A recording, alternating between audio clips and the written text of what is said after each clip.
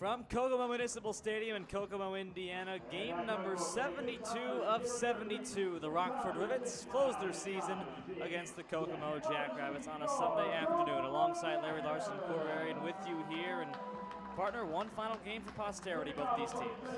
Yeah, it's sure to be an interesting one. Last night we saw a really good matchup, quite frankly. A 3-2 Jackrabbits victory that really came down to the wire. Rockford tried to rally off closer Joey Haas, got one run across, but left the tying run on third base, and that was really the theme for Rockford last night. 10 runners left on base, and the vast majority of those left in scoring position. There was a point in the game where they left 6 consecutive runners in scoring position in 6 consecutive innings. So a frustrating loss for Rockford. That's certainly been the theme, and they're looking to avoid ending the season on a 5-game losing skid. Rockford clinches their second straight losing season. They lost 43 games last season, 33 and 38 in this year, and right now have lost 4 in a row. What's it going to take to get back on the winning ways to end the season? Well, honestly, just stay loose. We saw some good baseball yesterday. We saw some good defense and good hitting, especially from Matt Higgins at the top spot, and it's really going to come down to the hitting today.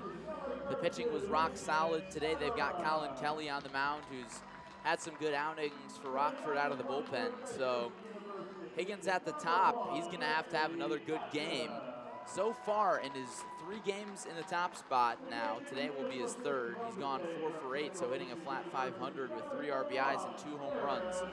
And yesterday, up there, he was 2 for 4 with an RBI. So if he can continue that and spark the rest of the lineup, I think Rockford can get the bats going and come up with some situational hitting and maybe win this game. It's the day we thought would never come. The last day, August 11th, Rockford taking on Kokomo in just a couple of minutes. Starting lineup and first pitch after this.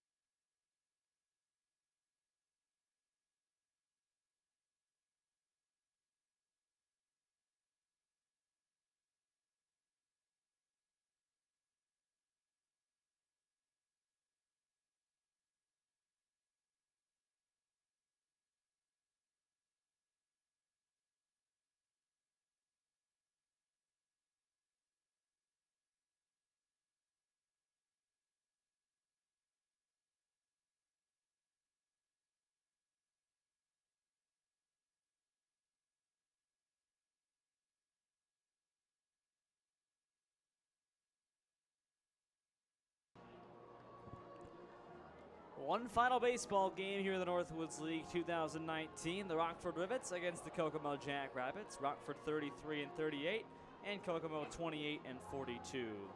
Rockford owns the 17th best batting average in the league. Here's their starting 9 for today.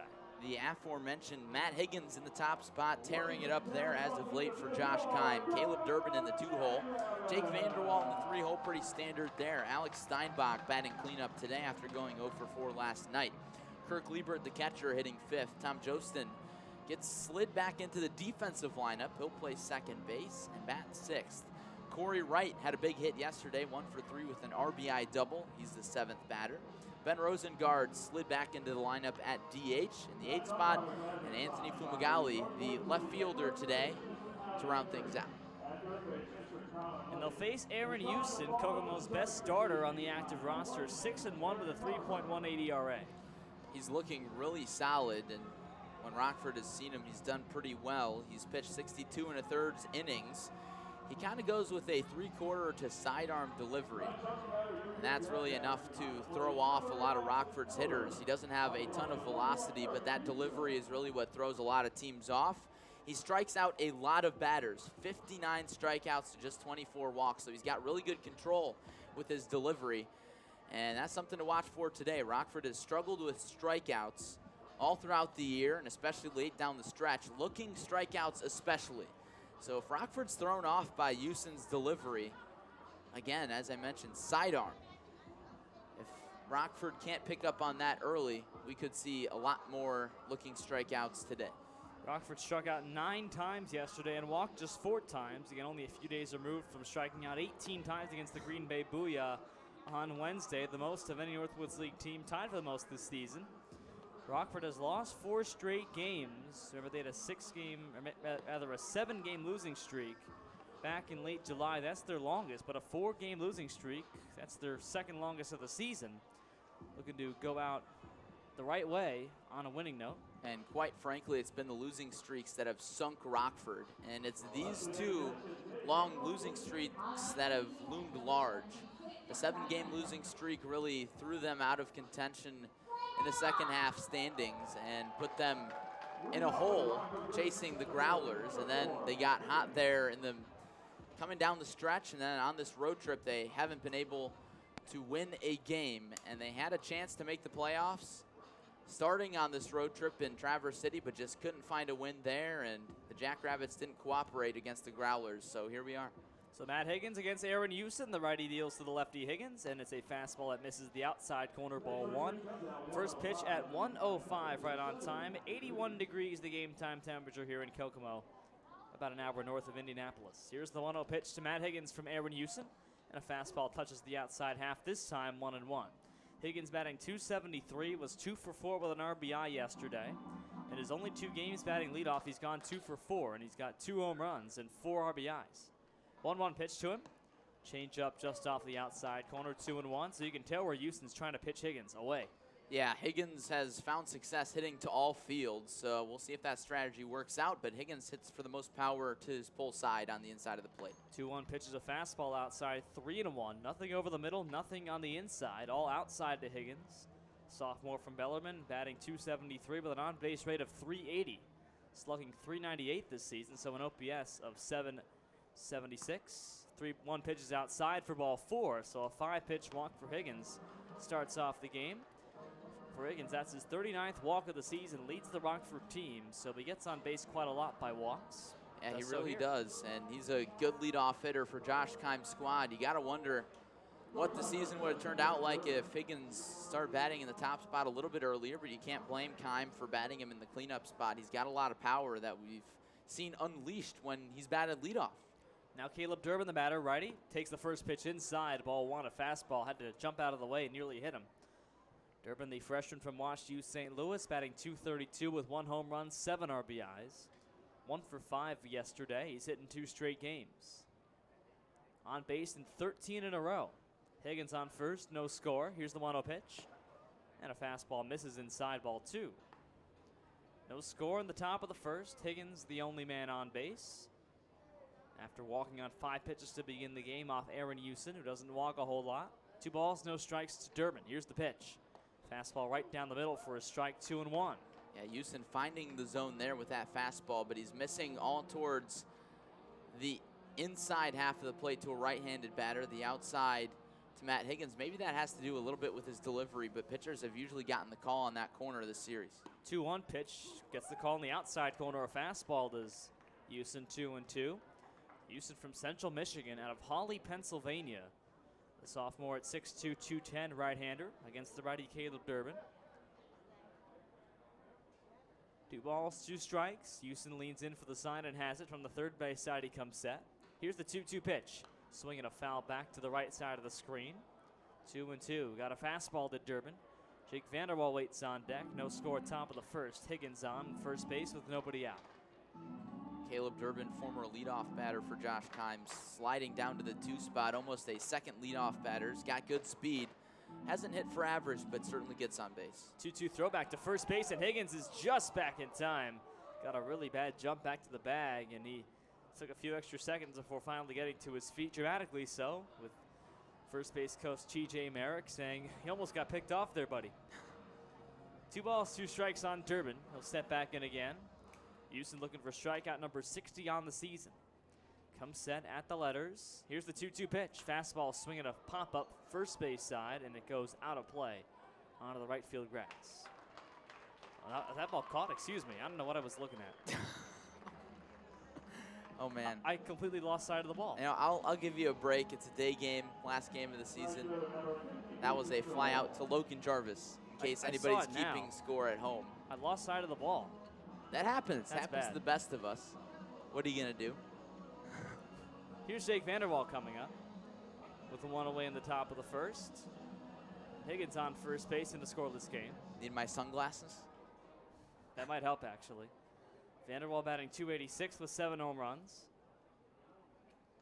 Lefty batter, first pitch. Inside, nearly hit him, and it may have actually, and it did. It did nick Vanderwall on the belt.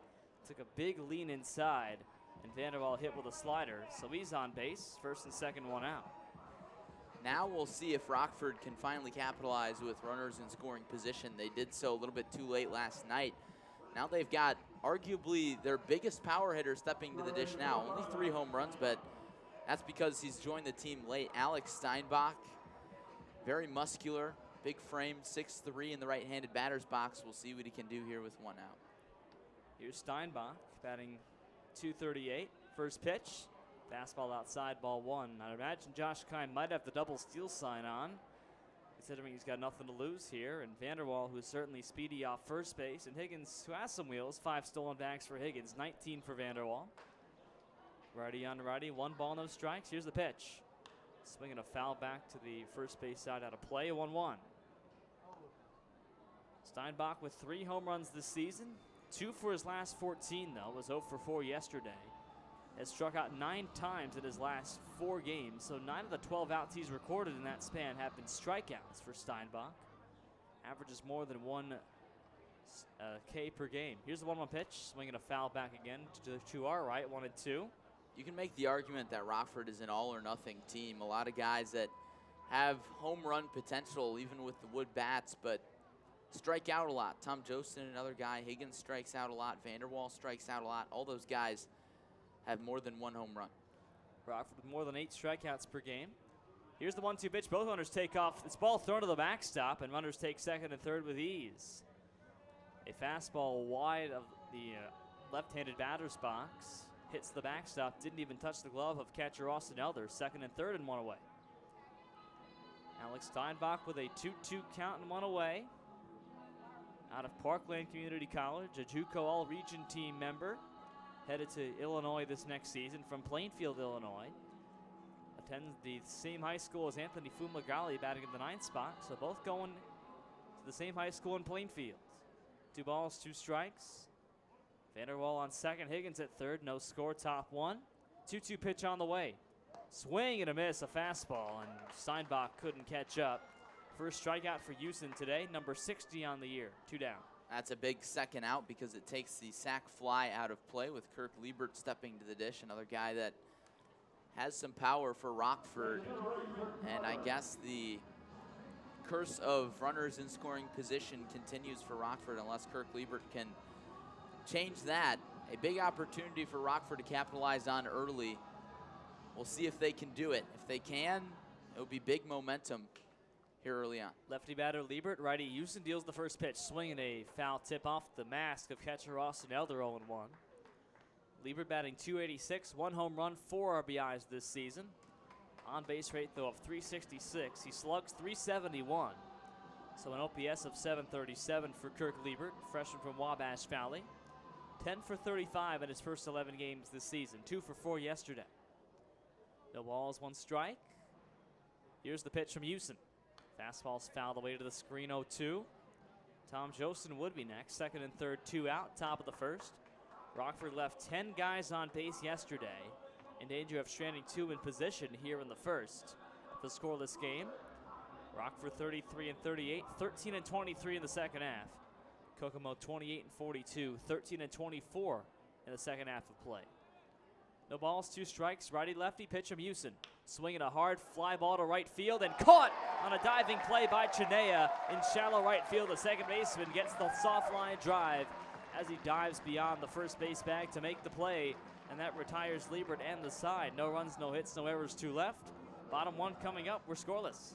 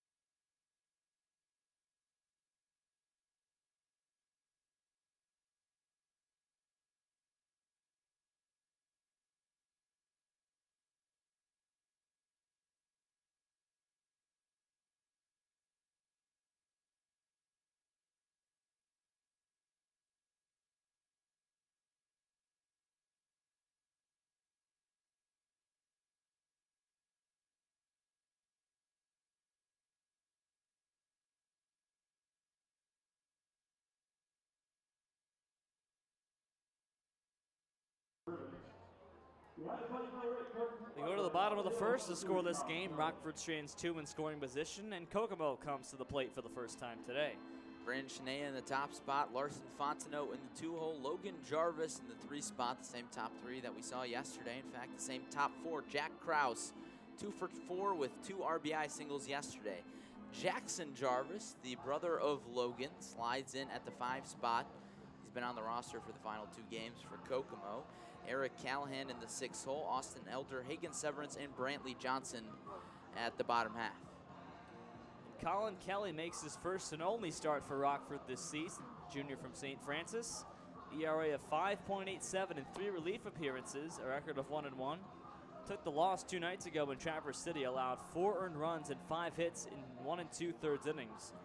In relief of that game, one of 5 pitchers Rockford used up in Traverse City. And that's after he picked up a win against Madison on August 3rd, allowing just 1 run in 5 relief innings. So we've seen some good and bad from Kelly. His only relief appearance on the road was certainly not very good. Took the loss up in northern Michigan. Brandon Chinea leads off against Kelly to begin the bottom of the first for Kokomo. No score. Chinea from Nova Southeastern batting .323 with 17 RBIs in 46 games. Here's Kelly's first pitch to lefty, and the righty Chinea takes ball 1 high. 1 ball, no strikes. Chinea had a 9-game hitting streak snap last night, batting .412 over that span, but was 0 for 2 yesterday. Did reach base 2 times, though, on a walk and a hit by pitch. Lefty on righty. The lefty Kelly deals the 1-0 pitch. Fastball's popped up first base side. Cory Wright gives it a look in foul ground and has no play. It's 2 rows deep. 1 ball, 1 strike. Rockford defense, Alex Steinbach at third, Caleb Durbin at short, Tom Josten at second base. Cory Wright is at first. Anthony Fumagalli, Matt Higgins, Jake Vanderwall left to right in the outfield, with Kirk Liebert doing the catching for Colin Kelly. Ben Rosengard at the DH spot today. 1 ball, 1 strike to Chinea, Miami, Florida native. 10 school in Fort Lauderdale. Here's the pitch. High and away with a changeup from Kelly, 2-1. So Chinea has had a 13-game and a 9-game hitting streak this season. Both were snapped by the Rockford Rivets. What do you know? How about that? 2 balls, a strike. Here's the pitch from Kelly. And a fastball runs inside, ball 3. 13-game streak from July 9th through 24th. Snapped against Rockford on the 25th in this ballpark. 9-game streak snapped against Rockford in this park as well yesterday. Here's the 3-1 pitch to Chinea on the way. Fastball inside, ball 4, and a 5-pitch walk begins Kokomo's offensive day. So both teams begin with walks on 3-1. That's something we saw a lot of yesterday from Shania. He was hit by a pitch, he walked, will start the game, so he's hitting 323, the best average on the team at the top of the lineup. He takes a lot of walks more than he strikes out, 425 on base percentage, best on the team, so why not put him in the top spot? Chinea with 26 walks against 21 strikeouts this season, so more passes than strikeouts. Here's Larson Fontenot taking the first pitch ball. Logan Jarvis is on deck. Fontenot batting .211 with 6 RBIs in 12 games. 1 for 4 with a run batted in yesterday. Had the insurance run for the Jackrabbits to make it a 3-1 game. Rockford got a run in the top of the ninth and fell 3-2 yesterday. Lefty and righty, Kelly deals the 1-0 pitch. Fastball swing and a miss. Running up in the zone, 1-1. Fontenot from Northwestern State in Louisiana. Joined the team on July 30th. Been on base in 4 straight games, on base rate of .392 against an average of .211. 1 ball, 1 strike, no score, bottom 1. Chinea on first and nobody out. Kelly holds at the belt and throws back to first, and Chinea upstanding. Chinea's got 22 stolen bags in 28 attempts this season. The best base stealer on the Kokomo Jackrabbits. 1 ball, 1 strike, now the pitch on the way. And Fontenot takes high for ball 2. Kokomo has stolen 23 bags on Rockford, something that the Rivets have struggled with all season long, catching guys on the base paths. Teams like the Jackrabbits and Traverse City really run over Rockford's catchers. Runner takes off on 2-1, pitch outside, throw down from Liebert is a ball that gets away from the second baseman, Tom Jostin. Made the catch and it slipped out of his glove. Would have gotten the tag in time, but Jostin couldn't hang on. And so Chinea takes second base for stolen base number 23. That's a really tough play to make if you're Tom Jostin, trying to bring down the throw, which was about at head level, and slap the tag down violently on Chinea. And in that process, the ball slipped out of his glove, and so a runner in scoring position with no outs in the first. And the 3-1 out of Fontenot. The pitch, swing and a miss, so it's 3-2. Fastball low and inside, count runs full on the Kokomo center fielder. Logan Jarvis waits on deck, the junior from Belmont. Chinea at second base and nobody out. No score, bottom of the first. 3-2 from Kelly to Fontenot, the pitch. Up high for ball 4, a fastball from Colin Kelly at 84 miles an hour. And Kelly has walked the first too many he's faced. That's something that Rockford pitching has struggled with, is the walks. And coming into today's game, Kelly had 4 walks and only 3 strikeouts.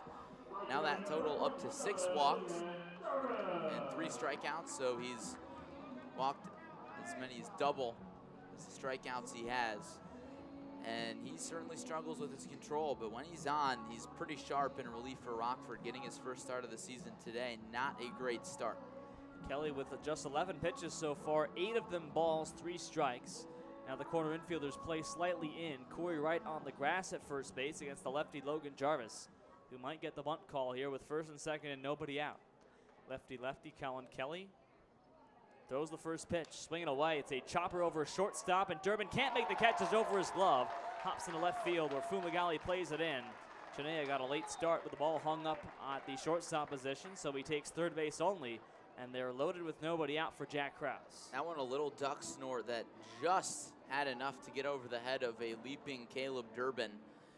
And Logan Jarvis has really swung the bat better entering yesterday's game in his last 10, hitting under 100. And yesterday he was 1 for 4. It's a nice piece of hitting, and then another nice base hit for him there, snapping out of his slump to end the year. Jared Olson getting warmed up in the Rockford bullpen now.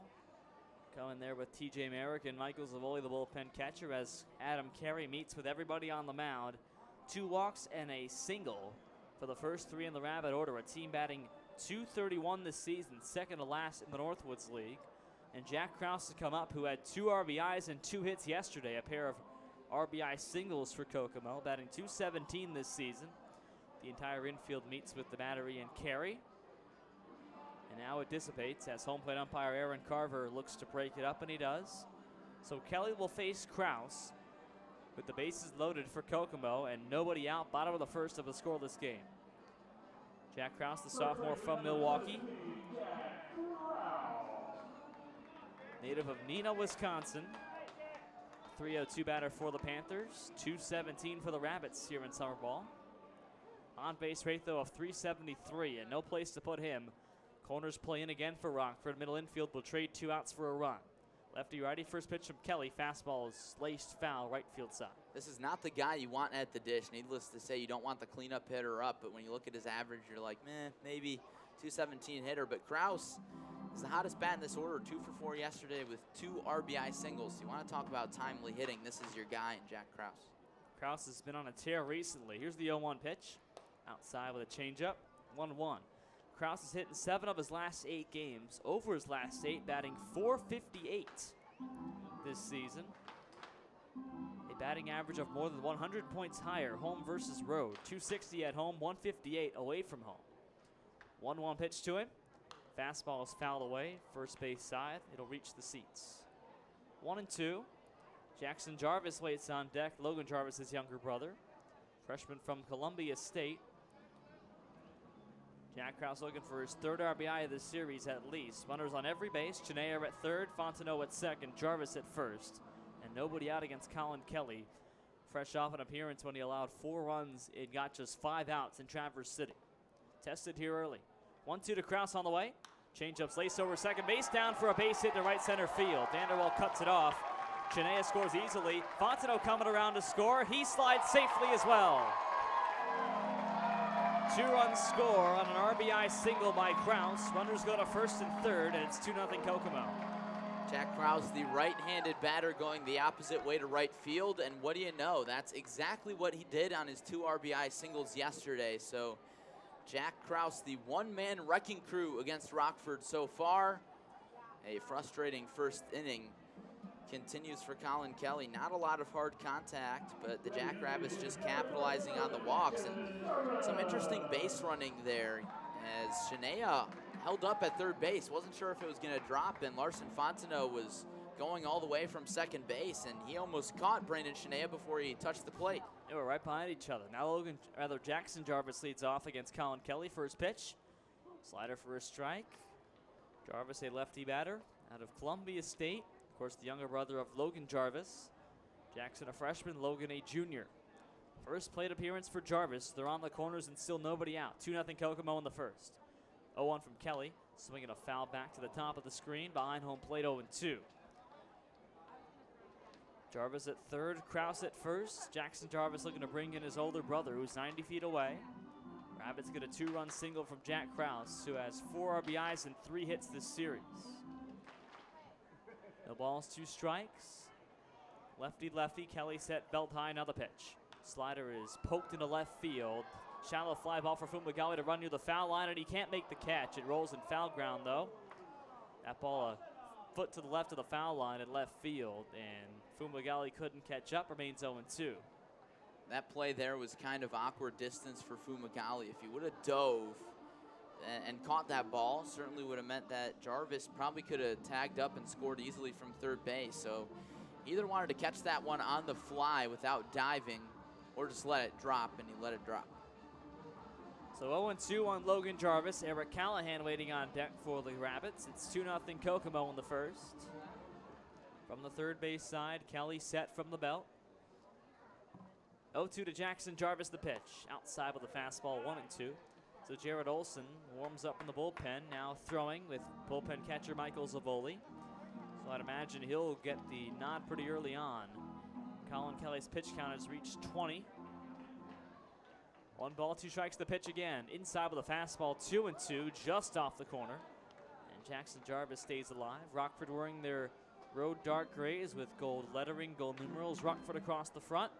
And Kokomo in their home creams with orange-ish numerals and lettering. Kokomo Jackrabbits logo across the front. 2-2 pitch. Slider outside in the dirt. 3-2, blocked by catcher Kirk Liebert. And after 2 strikes to open Jarvis's at bat, 3 balls from Kelly, and the count runs full. 1st and 3rd, and still nobody out. Kokomo leads 2-0 in the bottom of the 1st. It'll be a 3-2 to Jackson Jarvis. Kelly comes set.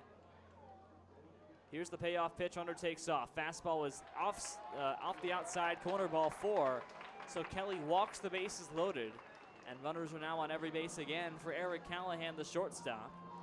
Callahan batting 156 with just 2 RBIs in 9 games, and Josh Kimes comes out to pull Kelly, who faces 5 batters, allows 3 walks and 2 singles, 2 runs scored and 3 on base, and Jared Olson comes on. So not the start that Kelly wanted to end his Rockford season. The sophomore from St. Francis does not get a single out, and Jared Olson looks to strand a few runners here. Numbers on Jared Olson coming up after the break.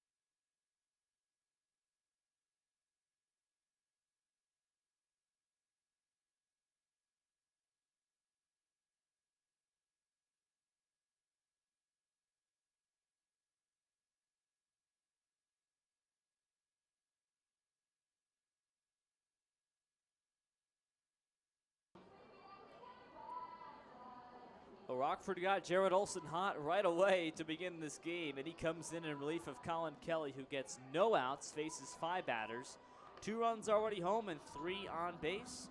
Jared Olson at a 4-3 record, ERA of 3.51 this season. He's appeared in 10 games, only 1 relief appearance, so he's been a predominant member of the starting rotation for Josh Kime. 48 2/3 innings pitched. He's allowed 19 earned runs on 32 hits. Struck out 45 compared to 31 walks. So one of Rockford's better starters. Has had a pretty good last few outings for Rockford, and on probably an unexpected appearance here. Early action in the first inning. So a makeshift start for Jared Olson out of Michigan State. So Logan Jarvis at third, Jack Krause at second, Jackson Jarvis at first. Lefty thrower Jared Olson against the righty Eric Callahan to begin his appearance. So nobody out, and a 2-0 Kokomo lead in the bottom half of the first. Eric Callahan, 5 for 32 with 2 RBIs, but he's racked up all 5 of his hits in his last 4 games. Began the year 0 for 19. But in his last 4 games, he's 5 for 13. Had a base hit yesterday, it was 1 for 4. Corners come in. Middle infield will turn 2 in exchange for a run. First pitch to Callahan. Fastball can't find the zone, just below the knees for ball 1. 86 on the pitch from Jared Olson. The MSU Spartan, who started the opening game of the road trip against Traverse City back on Thursday, allowed 3 runs and 4 hits, took the loss, struck out 4 and walked 4. 3 runs on just 2 hits. 1 ball, no strikes. Pitch to Callahan. Fastball was fouled away, past the screen to the right. 1-1. Well, that was a game in Traverse City that Rockford lost 8-0, and those runs were produced predominantly off of walks. 4 walks for Olson against just 2 hits, but 3 runs given up in an L for Jarrett. 4-3 is his record on the season. Opposing average, though, of just 185. So he limits guys on base, whip of 1.29. 1 ball, 1 strike to Eric Callahan. Bases loaded, nobody out. 2-0 Kokomo, bottom of the first. Long look in from Olson from the third base side. The lefty comes set, and then Callahan calls time. Lefty on righty. 81 degrees, a partly hazy, cloudy day in Kokomo on a lazy Sunday morning. 1:05 our start time today in the East. 1-1 to Callahan. Now the pitch from Jared Olson. Fastball swing and a miss, down to the dirt, 1-2. A strikeout here would be huge. Olson can't focus on the mess that Colin Kelly left him in with the bases loaded. Just got to do the best you can with what you're handed. The cards you're dealt, I suppose. And a strikeout here would be big because keeping the ball out of play would be huge. A ground ball would be the second best result. Olson stares in for the 1-2, has the sign from Liebert. Lefty-righty, the pitch to Callahan on 1-2. Swinging a foul back, a fastball to the outside corner at 88. And Callahan got a piece of that. Junior from Millersville in Pennsylvania. Columbus, Ohio native is Callahan, playing his 10th and final game with Kokomo. One of quite a few late season additions for the Kokomo Jackrabbits. He's played 9 games, Fontenot's played 12. The 2 fewest games played on the team. Rockford with just 3 guys who played more than 20 games this season. And for Kokomo, they've had only a few Warriors this season as well. Logan Jarvis leads them in games played with 69, including today. 1 ball, 2 strikes to Callahan. Here's the pitch from Olson. Swinging a fly ball to shallow first base side. It'll reach the seats out of play. Austin Elder waiting on deck, the freshman catcher from St. Mary's. Olson's first batter faces Callahan. Bases loaded, nobody out. A 2-0 deficit for Rockford right away. This is the 6th pitch to come from Jarrett. It'll be a 1-2. Cory Wright, the first baseman, plays in on the grass on this turf field, so the figurative grass, the area covered green, or colored green. 1 ball, 2 strikes to Callahan.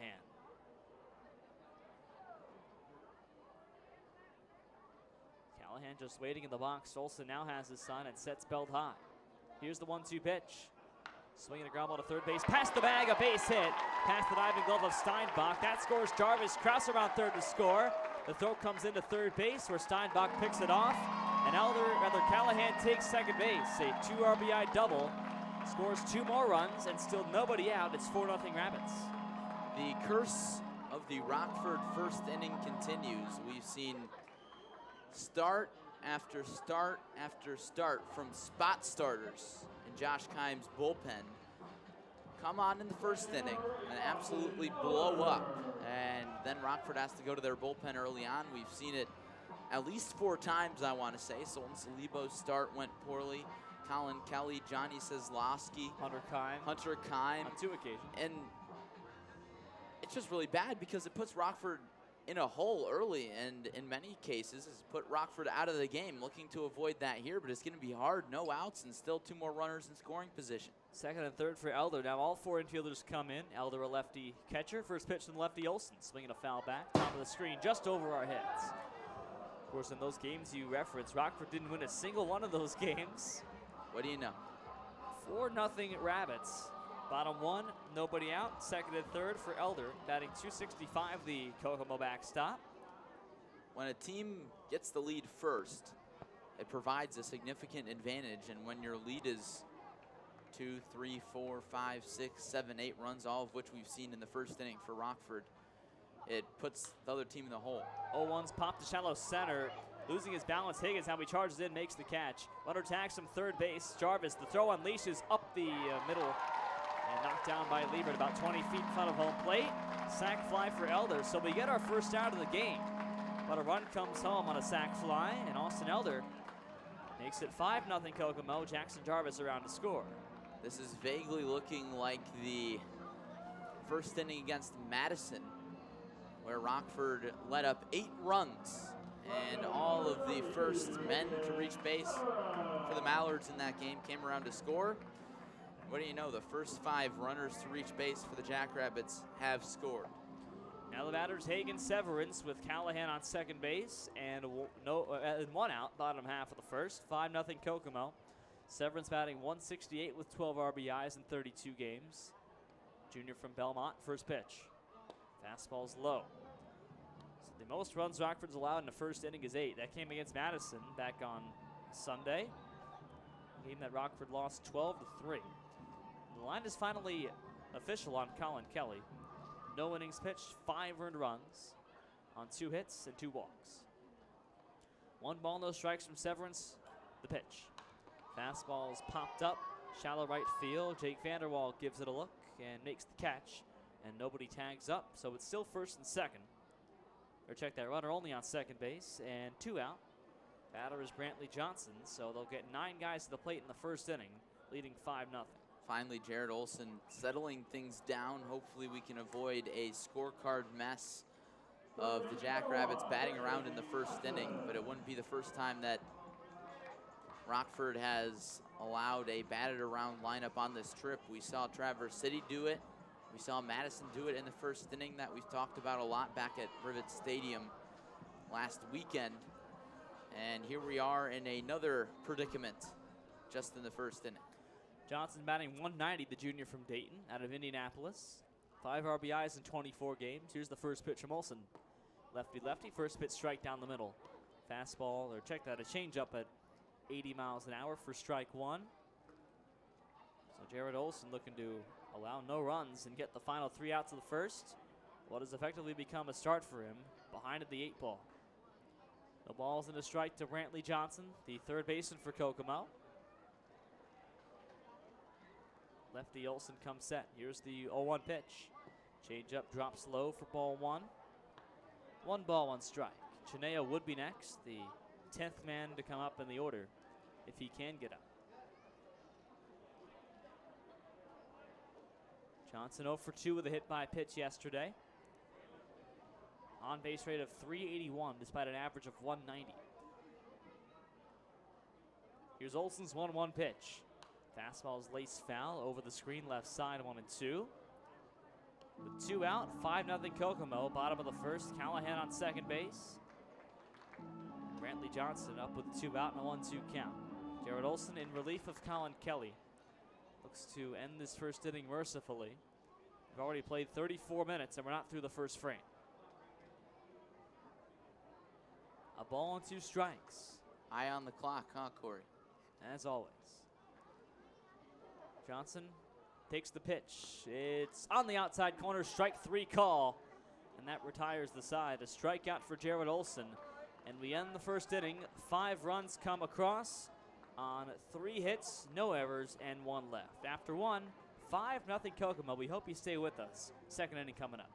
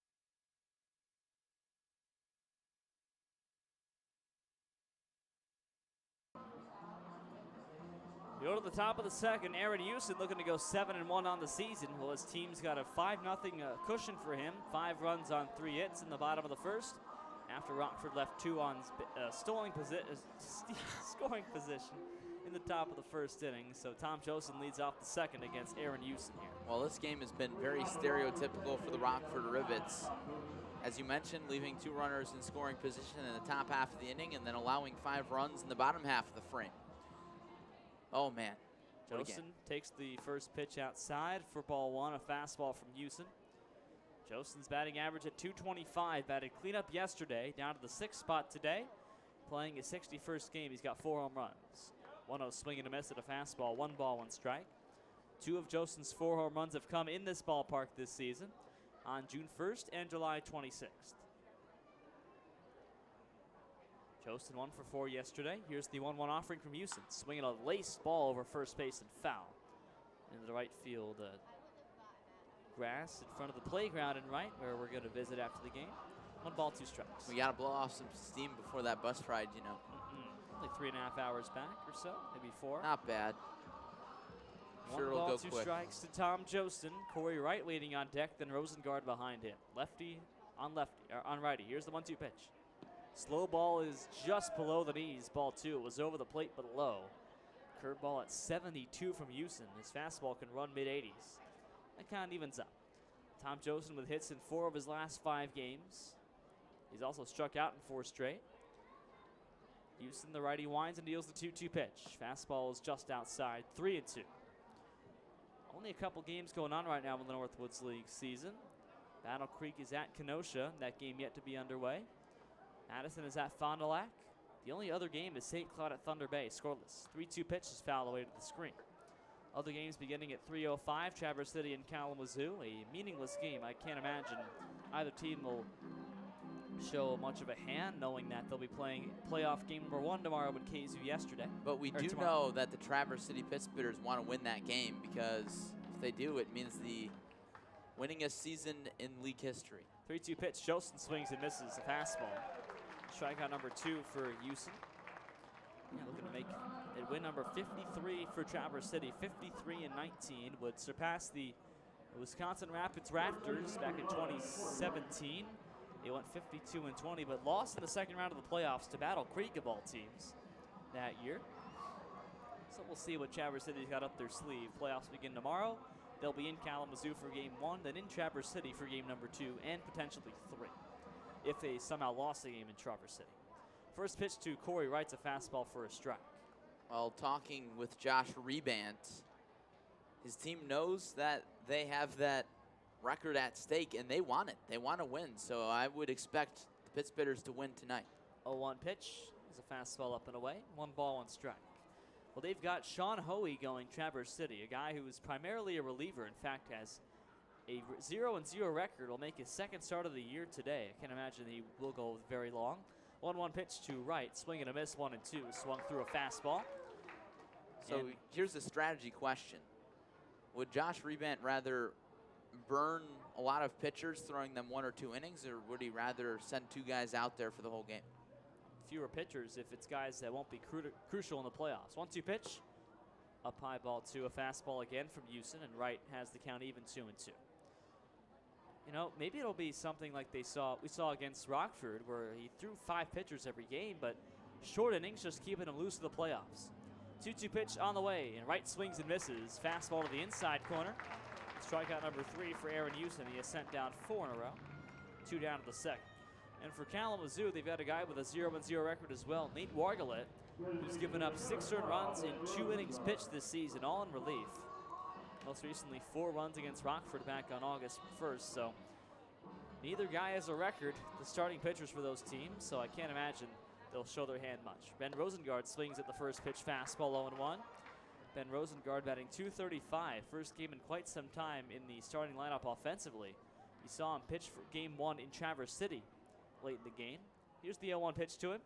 Lefty takes high, ball 1 from Houston. Rosengard, a Chicago native, attends University of Chicago, so a smart kid. 2-way player, didn't pitch for U Chicago, but has pitched for Rockford. 1-1 pitch, squares to bunt, chops it down the third baseline, and it rolls foul right away, a 1-2. Rosengard, the DH today. Last game he's played in terms of hitting, August 4th against the Madison Mallards. That's just his third game he's played in August. 8 for 34, 3 RBIs in 10 games. 1 ball, 2 strikes, 2 out. Houston the pitch. Fastball's outside. It's 5-0 at Kokomo, top of the second. Nobody on, 2 out for Rockford against Aaron Houston. 2-2 on Ben Rosengard. Anthony Fumagalli would be next. Here's the 2-2 pitch. Swing and a miss on a fastball, and down go the Rivets in order as Aaron Houston strikes out the side. 1-2-3. Bottom 2 coming up, 5-0 Rapids.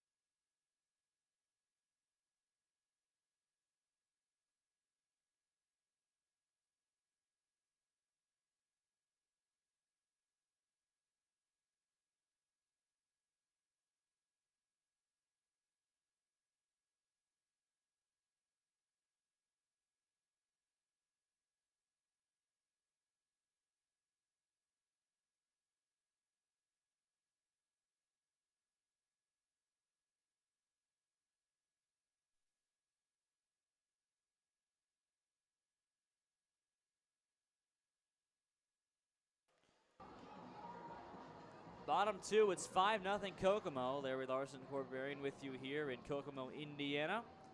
Jared Olson back to the mound facing Chinea, Fontenot, and Jarvis, top 3 in the Rabbits order. 5 runs on 3 hits in the first. They sent 9 guys to the batter's box. The first 6 reached base, 5 of them scored. Colin Kelly allowing 5 runs with no outs. Jared Olson got 3 outs after allowing a leadoff double in his appearance. Got a sac fly, a pop out, and a strikeout. So no outs on 1 hit for Jared Olson so far. Chinea walked back in the first off Kelly. Righty battled against the lefty Jared Olson, and Jarrett winds and deals the first pitch of the second inning. It's an swing that pops to the first base dugout, bobbled by a fan and dropped in the first row, 0-1. Did that fan get the ball? I think he did. He knocked it down enough where it just sat in front of him, I believe. It wasn't wearing a glove. That's not extending past the beginning of the dugouts here. Here's the 0-1 from Olson, wind and pitch. Fastball is chopped to shortstop. Moving in, Durbin has it and throws in plenty of time. Good stretch by Wright. At first base for the out. Very impressed by the defense of Cory Wright so far this season. Yeah, Cory Wright, that's probably the best part of his game, whether he's on the mound or at first base. He's a phenomenal athlete. Has great hand-eye coordination. We see it with the scoops at first base, the stretches, the diving plays. He tries to get every ball practically hit to the right side, laying out for line drives, ground balls to second base. You often see him venture a little bit too far off the bag, but other than that, he's really solid. First pitch to Larson Fontenot is inside ball 1. Larry, tell me about Larson. Well, one thing, I have never seen a first name Larson. 1-0 pitch. Change up outside ball 2. Obviously, I've heard plenty of last names Larson. And I've heard of plenty of Fontenots, namely Mike Fontenot, former Chicago Cubs second baseman in 2007, 2008. Here's the 2-0 pitch to Fontenot. Swings through a fastball up and away, 2-1. Fontenot from Northwestern State, batting .211, walked on a 3-2 count back in the first and scored. Lefty-righty, here's the 2-1 pitch from Jared Olson on the way. And a changeup drops down the middle for a strike. It's 2-2. Nobody on and 1 out. Bottom of the second, 5-0 Kokomo on a lazy Sunday afternoon. Game 72 of 72 for Rockford, 71 of 71 for Kokomo. 2-2 pitch to Fontenot on the way. Fastball's foul away, just got a piece, and it's to the backstop, 2-2. Kokomo had a game canceled back on Wednesday in Fond du Lac due to rain, so they will not reschedule that game. That game means nothing. So they'll play 71. Rockford will play 72. Interestingly enough, they decided to cancel that game, but if Fond du Lac wins today and a Wisconsin Rapids loss, could mean that the Dock Spiders get in the playoffs with only 71 games played. 2-2 pitch to Fontenot on the way. Changeup is fouled away first base side. Let's look at the standings here. Wisconsin Rapids has been, a great team all second half, 22-13, yet Fond du Lac out of nowhere has won 8 straight games. They make it 9 today, and right now they're going to play Madison in about 10 minutes. They shelled them yesterday. 2 balls, 2 strikes to Fontenot. Olsen from the letters, third base side. He winds to the left. He deals the 2-2 pitch. Changeup, swing and a miss. Strike 3. Low in the zone at 77. Fontenot goes down. Strikeout number 2. So Wisconsin Rapids appear to be cruising to a playoff spot. Then Fond du Lac says not so fast. They've leapfrogged everybody. They're within half a game with 1 to play. So if they win and Wisconsin Rapids loses, as you said, they're in the playoffs. The clutch gene Dock Spiders, I guess you could say, really turning it on at the right time of the season. And nothing like a little bit of last day of the regular season drama. I mean, a lot of eyes are going to be on Traverse City, but that playoff race in the Great Lakes West is sure fun to watch. How much scoreboard watching do you think there will be? First pitch to Logan Jarvis is taken just outside for ball 1. Well, looking at Wisconsin Rapids, they play at Lakeshore at 5 o'clock. Madison is at Fond du Lac at 1:05. Here's the 1-0 pitch. Fastball, swing and a miss, 1-1. Jarvis singled back in the first and scored. So Madison plays Fond du Lac first. Then when that game's done, about an hour later, Wisconsin Rapids will play at Lakeshore. So there'll be plenty of scoreboard watching there. Yeah, they will know the results of Fond du Lac's game before they get underway. So that's going to make for some interesting baseball. 1-1 pitch to Jarvis. Fastball in the dirt. So if Wisconsin Rapids were to lose, they'd be 22-14. Fond du Lac would just need a win to leapfrog them by half a game. That'd be all. Maybe they're not thrilled with the league because that game against Kokomo wasn't rescheduled, Yeah. the Rapids at least. 2 balls and a strike to Jarvis. Lefty batter with an open stance against the lefty Olsen. Here's the 2-1 pitch. Fastball runs inside, ball 3.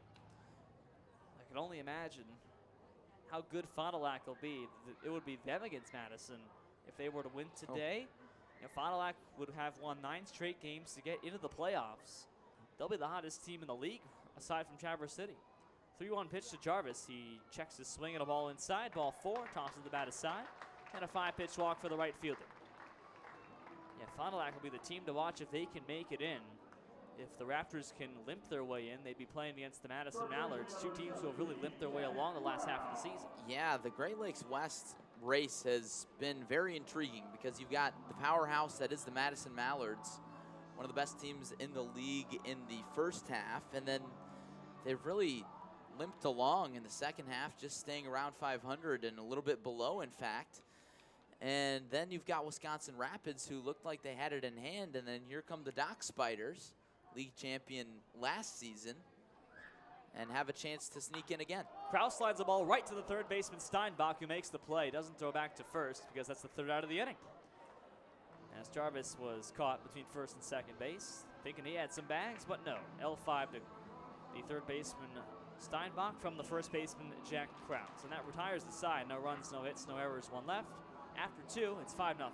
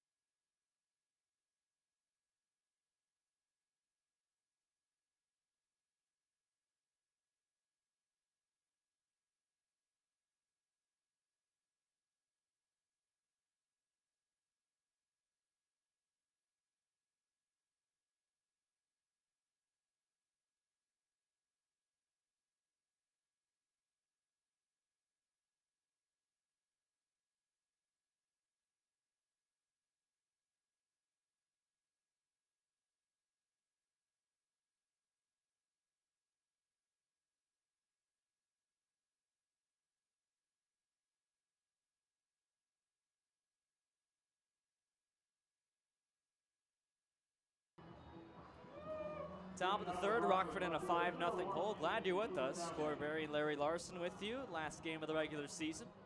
Last game of both these team seasons, the Rabbits and the Rivets. Top of the third, Fumagalli, Higgins, and Durbin. Righty Fumagalli versus the righty Aaron Houston, who has pitched 2 scoreless innings, allowed no base hits, just a walk and a hit batsman. Struck out the side back in the second frame. First pitch to Fumagalli, the righty on righty battle, is a strike on the inside corner, 0-1. So we saw something interesting during the intermission. Normally they play knocker balls, you know, where you both protect yourselves with the ball and try to run over people. 0-1 pitch on the way. Here's a fastball high for a strike, 0-2. Normally it's 2 contestants from the stands, but Kokomo got 2 of their pitchers from yesterday. Fiorini, one of their relievers, and Lucas Fulmar, their starter. Both went against each other in 2 rounds, and it was big. Here's the 0-2 pitch, fastball high. It's fun to watch good athletes in those things, and they were chomping at the bit to knock each other to the ground, and both players ending up on the ground both times. Good entertainment. A ball and 2 strikes, now the pitch. Swing and a miss, slider. Broke from inside to outside, well high in the zone, and Fumagalli goes down. That's 6 straight retired by Houston. He has struck out 4 in a row, 5 on the day for the right-handed starter. And Aaron Houston now with 64 strikeouts on the season against just 25 walks. Aaron Houston doing what Aaron Houston does best, and that's strike out batters. You mentioned his strikeout numbers, probably up there in the league lead, if not the league leader. And I wonder what his game high strikeouts is. 7. Corey? 7. He'll get there. Here's the first pitch to the leadoff man, Matt Higgins. It's high for a Well, ball. that is if he continues on this pace. And of course, Rockford, a team that strikes out a lot. We talked about it earlier, kind of all or nothing. 1-0 to Higgins. Grounds the ball foul, first base side. He walked back in the first on 5 pitches, reached third base, and couldn't advance any further. Rockford left runners on the corners in the top half of the first inning and then allowed 5 runs in the bottom half of the frame. Just that kind of season. No hits for Rockford so far. Just thought I'd put that out there. Looking at the strikeout numbers for hitters, Rockford has struck out the 3rd most times this season. 1 ball, 1 strike. Houston holds and now deals the 1-1. Slider cannot find it, backdoor to the outside corner, 2-1. Actually, Rockford now with 5 strikeouts is second with Kenosha yet to play. 594 strikeouts for Rockford this season. Second to only Thunder Bay, who owns the 2nd worst record in all the league. 2-1 pitch. Outside with a fastball. Higgins ahead 3-1 for the 2nd straight at bat. Looking at the Northwoods League leaders, we'll see who's got the most strikeouts in the league. Funk from Fond du Lac leads with 69 strikeouts, so a nice total for him, but Houston in 5th. 3-1 is outside for ball 4, 5-pitch ball. Well, Blaine Traxel for Kokomo, who was no longer on the team the last month of the year, had the strikeouts lead for much of the season. He's still up there. He's still up there, yeah. Despite having not pitched since July. He's faced Rockford quite a few times. He struck out 10 Rivets in a game, Blaine Traxel. Now the batter is Caleb Durbin. Fly to right back in the first. He is nothing out of 1. Durbin, the right-hander, against the righty Aaron Houston. He deals the first pitch, swinging a pop-up first base side, going to get it Jack Krause. He's got room near the side wall, and he makes the catch, leaning against the first base dugout. Royal Rivets, Sultan Salibo got out of the way for Krause. It's a pop-up for Durbin. There's 2 away in the 3rd. The batter is Jake Vanderwall. Higgins on first and 2 out. 5-0 Kokomo in the away half of the 3rd inning at Municipal Stadium. Last game for Rockford this season. Happy you've been with us the entire year, whether on television or here on our audio streams. Rockford 33-38 on the year, 14-21 away from Rivet Stadium. So my presence on the radio booth has not helped the Rivets. Jake Vanderwall, lefty batter. First pitch from Houston is over the plate for a strike. A fastball from the 3/4 delivery guy, Houston. Looking at the home road splits for Rockford, 19-17 at home. That record really dipped near the end of the season. This team was significantly better at Rivet Stadium than anywhere else. And on the road, they just haven't been able to come up with the big wins. 0-1 pitch thrown outside, 1-1. I mean, you might expect a team to be under 500 on the road, and Rockford is 7 games under. But even if you manage just right around 500 on the road, and do well at home, you're a pretty good ball club. But Rockford has lost all the big games on the road with the exception of 2 sweeps at Kokomo, or Kalamazoo, excuse me. 1-1 outside, 2-1. Yeah, Rockford is just 3-2 in Kokomo. The season series is 6-5 between these two teams. This is the 12th and final game. 6th and last one here at Municipal Stadium in Kokomo. 2 balls and a strike to Vanderwall, who was hit by a pitch back in the first. Here it comes, swing and a miss, 2-2. Fastball that broke inside. That fastball's got some cutting action for sure from Houston. It does, from that sidearm angle. Every pitch is going to have some cutting action. And get a breaking ball, that thing can screw into the ground, sweeping across the entire strike zone. But when you get the sidearm fastball, 2-seamer can have some late life as well. 2 balls, 2 strikes to Vanderwall. Throw back to first, and Higgins gets up sliding head first. Alex Steinbach would be next. 5-0 Kokomo in the top half of the third. We played exactly 1 hour, and we're still just 2 innings deep. 2 balls, 2 strikes. Houston to Vanderwall. Here's the pitch. Fastball's up and away. 3 balls, 2 strikes. In Rockford, it would be a replica of last year's season. They finished above 500 in the first half last year, but 10-27 in the second half a year ago. Rockford 13-23 in this year's second half season. Rockford really struggled down the stretch last year. Same case this season. 3-2 pitch, runner takes off, swinging a foul back. And I think that has to do with losing a lot of players, especially last year. If you have a good first half and then have guys leave in the second half, that can be a problem. And Rockford, their roster has been depleted this season in the second half. A lot of their key guys departing, but Josh Keim will tell you that he thinks that this group that he's had the last week is their best group that they've had all year. He likes the guys in these locker room. And this locker room that Rockford has had. Swing and a miss by Vanderwall on 3-2. He foul tips it into the glove of Austin Elder. Down he goes. 6 strikeouts for Houston, 1 off, tying his season high. No runs, no hits, no errors, 1 left. After 2.5, our score is 5-0 Kokomo.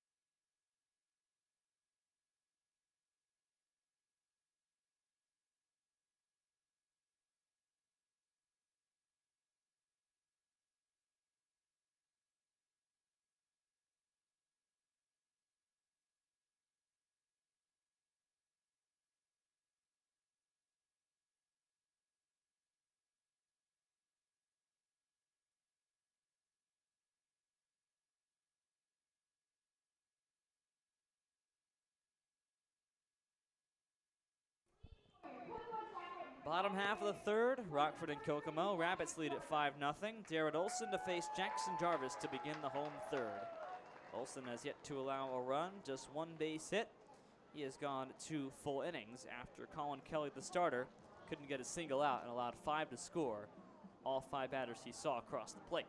Now going back to what I was saying in the middle of Vanderwall's at bat, if Rockford can bring a lot of these guys back from this year's team to next year. First pitch ball to Jackson Jarvis, who walked back in the first and scored. They could have a good team next year, and should Josh Keim return, we don't want to speculate, but I think there's a chance that he does, 50-50 probably. 1-0 pitch, swinging a ground ball to second base. It one-hops Fumagalli playing on the grass, on to first for the out. We check that Josten playing at second base today. Fumagalli's moved to left for whatever reason. So the first out of the third. I mean, second-year managers and plus, if you have more than 1 year of experience, you have more success in this league because you can bring back returning players, your best players. I mean, Rockford's not going to have Jake Vanderwall next year because he will have graduated, but Rockford has the potential to bring back guys like Matt Higgins, Alex Steinbach, perhaps, maybe Kirk Liebert, Tom Jostin, all guys that have played a lot of games for Rockford this season can come back next year. Maybe Andrew Wilhite, a local guy. You never know. First pitch to Eric Callahan, squares to bunt, puts it down the first baseline, a drag bunt, coming over Olson, barehand flip is in time to Cory Wright. A sidearm barehanded flip by Jared Olson on a beautiful surprise drag bunt by Callahan. Scored 1-3, and that's a beauty. That was an absolute beauty of a play by two guys who play very good defense on the mound. Of course, Cory Wright at first base today. And Jarrett Olson making the barehanded snag on that bunt off the turf. We all know that the artificial turf creates bigger bounces on balls, and that one bounced pretty high up, so Olson snagged it with his bare hand and made the quick flip onto Cory Wright as Callahan was barreling down the line, and they get him by just about half a step. Now Austin Elder, the batter, sac fly back in the first. That scored the 5th and final run so far for Kokomo. Brought Jarvis home. First pitch is right down Apperson way for a strike. It's 0-1. Of course, the road that runs right behind the outfield wall. No balls and a strike, 2 out, nobody on. 5-0 Kokomo, bottom 3. Here's the 0-1 pitch to Elder. Up and inside, close shave, 1-1. Elder, the catcher, out of St. Mary's in California, native of California, batting .265 with 1 home run. 34 RBIs among the leaders on this Kokomo team. 1-1 pitch. Curveball bends in for a strike, 1-2. Only one with more RBIs this season on the active roster is Logan Jarvis with 36. 1 ball, 2 strikes, 2 out. Lefty, Olson fires. And a slider is outside, taken in the dirt, blocked by Liebert, rolls up the line, 2-2. Hagen Severance would be next. It's 5-0 Kokomo. We're in the bottom of the 3rd. We've slowed down after a very hot start for Kokomo. Rockford has yet to get the bats going, still with no hits through 3 frames.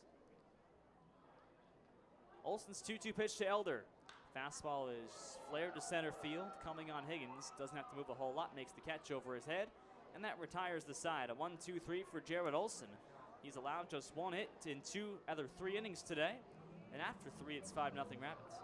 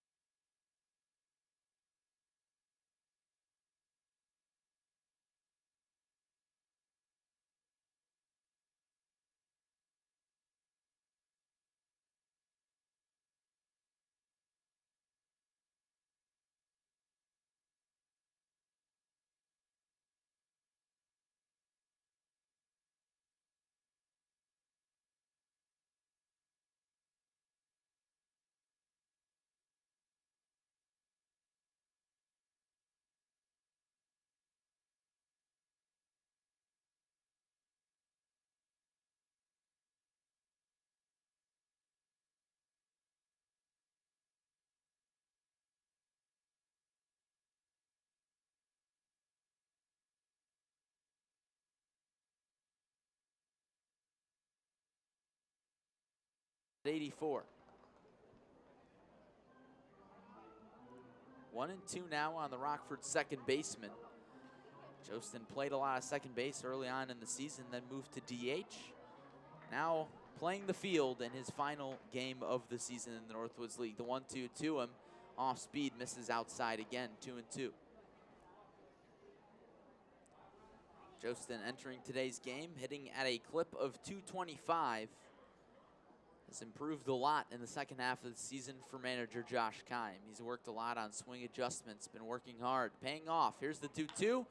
Chop to first baseman Kraus. He goes to second for one. The relay throw on to first is not in time. So Tom Jostin reaches on a fielder's choice. Kirk Liebert cut down at second base. Alex Steinbach moves up to third. One out now for Cory Wright. Not a bad play. Get the runner over to third base. And if Jostin opts to take second on a stolen base, I doubt they'll try it because Jostin's not a good base stealer, but Cory Wright, who's had a hit in 4 straight games now, has been on a roll recently. Had an RBI for Rockford yesterday and got a chance to do it again today. Rockford's pitcher turned first baseman, getting some at-bats late in the season for Josh Keim. Lefty against righty. The pitch from Houston, taken for strike one on the outer half of the plate. Hazy sun shining through the clouds here in Kokomo today. Temperature in the mid-80s, almost 10 degrees hotter on the field. Here's the 0-1. Curveball just misses the outer part of the zone, ball one. That's one of the many effects that an artificial turf field has on the game. We'll get to more later. Something that is a topic of discussion for us in the booth. 1-1, 1 out. Runners on the corners for Cory Wright. Takes a fastball on the outer half again, strike two. Rockford down 5-0, top half of the fourth. In case you're just joining us, the Jackrabbits jumped out to a 5-0 lead in the bottom half of the first. Rockford starter Kelly tagged with all 5 of those runs. Did not record an out as new pitcher came on. Jared Olson. Drew a blank there for a second. Runners on the corners, 1-2 count to Cory Wright. Instead, another check on Tom Jostin on first base, who, as you mentioned, not a stolen base threat, but for some reason always gets checked on a lot. They really do. At first base. Maybe that's why he doesn't steal a lot. Possibly, but doesn't have a ton of speed. We'll see what he does here on a 1-2 count. Runners on the corners, runners not going. Slow swing and a miss from Cory Wright. On the breaking ball, that's strike 3. So strikeout number 7 on the day for Houston, 2 outs. Houston's just finding it right now. He's been on a roll in terms of his strikeout game. Already ties his season high. We're only in the 4th inning. Gonna allow the first 2 guys to get on base with hard singles. Since then, the fielder's choice in a strikeout. So Houston looking to limit Rockford's damage again and strand 2 more on base. Well on his way to doing that. Now it's up to Ben Rosengard. 2 outs, runners on the corners. First pitch to him, a fastball that again paints the outside black at 84 miles per hour. Strike 1. Houston's really been pounding that outside corner. All day long. It's working for him. We saw it the first at bat when Matt Higgins walked. Every single pitch was outside. Aaron Houston sets at the belt. The runner goes, swing and a miss. The throw goes down to second base. Tom Jostin caught in a rundown. Coming home to score is Steinbach, and he scores before the out is recorded. So that an intentional play perhaps to end the inning and get a run home. So Rockford does not strand a runner in scoring position. Instead, Steinbach comes home on a rundown, but that ends the inning. So Rockford finally gets a run on the board. The score, 5-1 Jackrabbits.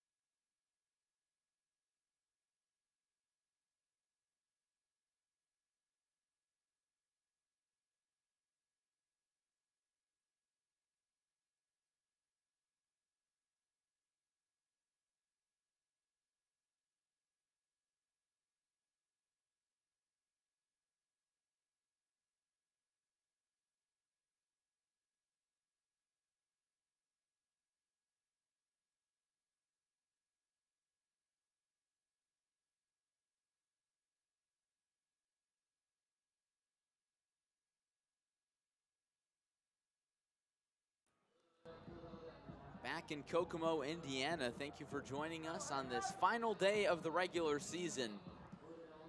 For these two Northwoods League squads, the Kokomo Jackrabbits out in front 5-1 on the Rockford Rivets. Bottom half of the fourth about to get underway. Hagen Severance, Brantley Johnson, Brandon Shania, 8-9-1 in the Rabbit order, out to face Jarrett Olson in his fourth inning of work. Came on in relief of Colin Kelly, who did not record an out in the first inning, allowed 5 runs across. Rockford in an early hole yet again, scored 1 in the top half of the fourth. The first pitch to Hagen Severance, taken for a ball, a fastball outside.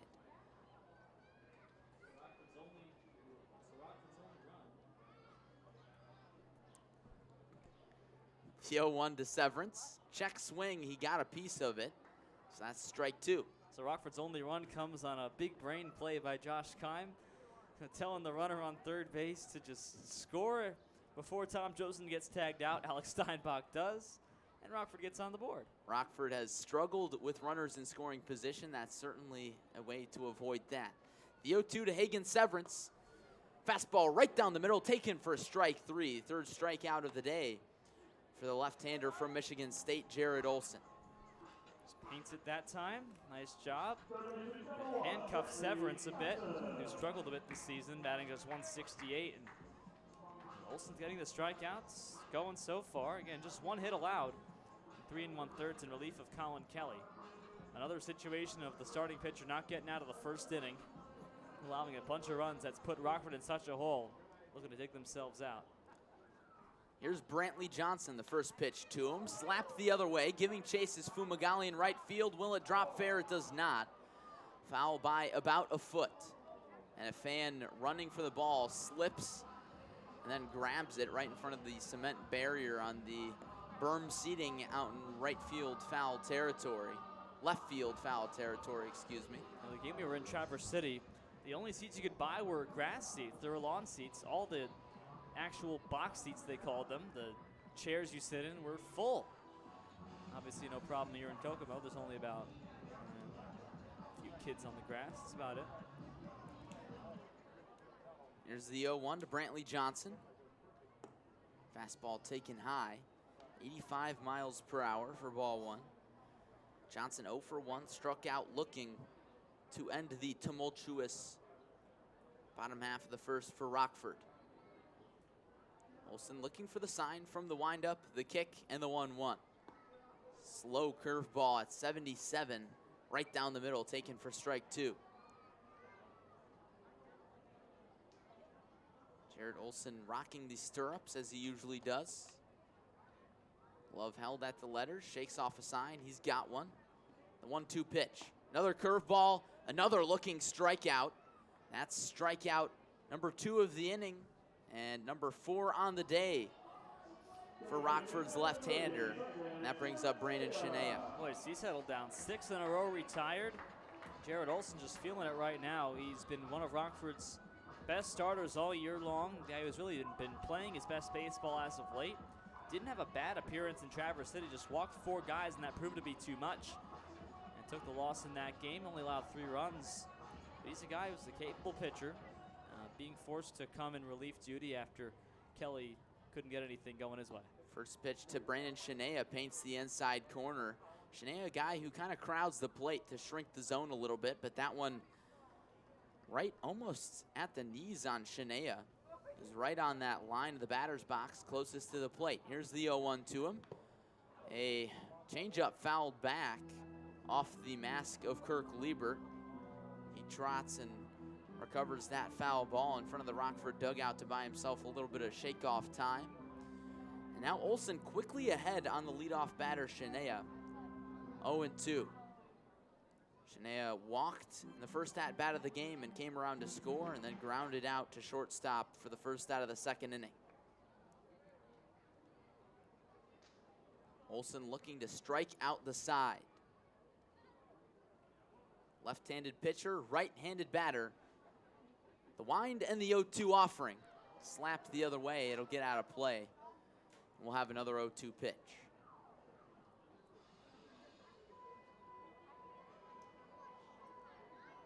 Brandon Shania, the only second half all-star for these Jackrabbits. That roster just released yesterday, along with the play-by-play broadcasters of the year. Larry Larson, Kory Berberian. No, we did not win. Another 0-2, swung on and missed, and Jarrett Olson strikes out the side and skips off the mound. A 1-2-3 inning for him, and the score holds 5-1 Jackrabbits.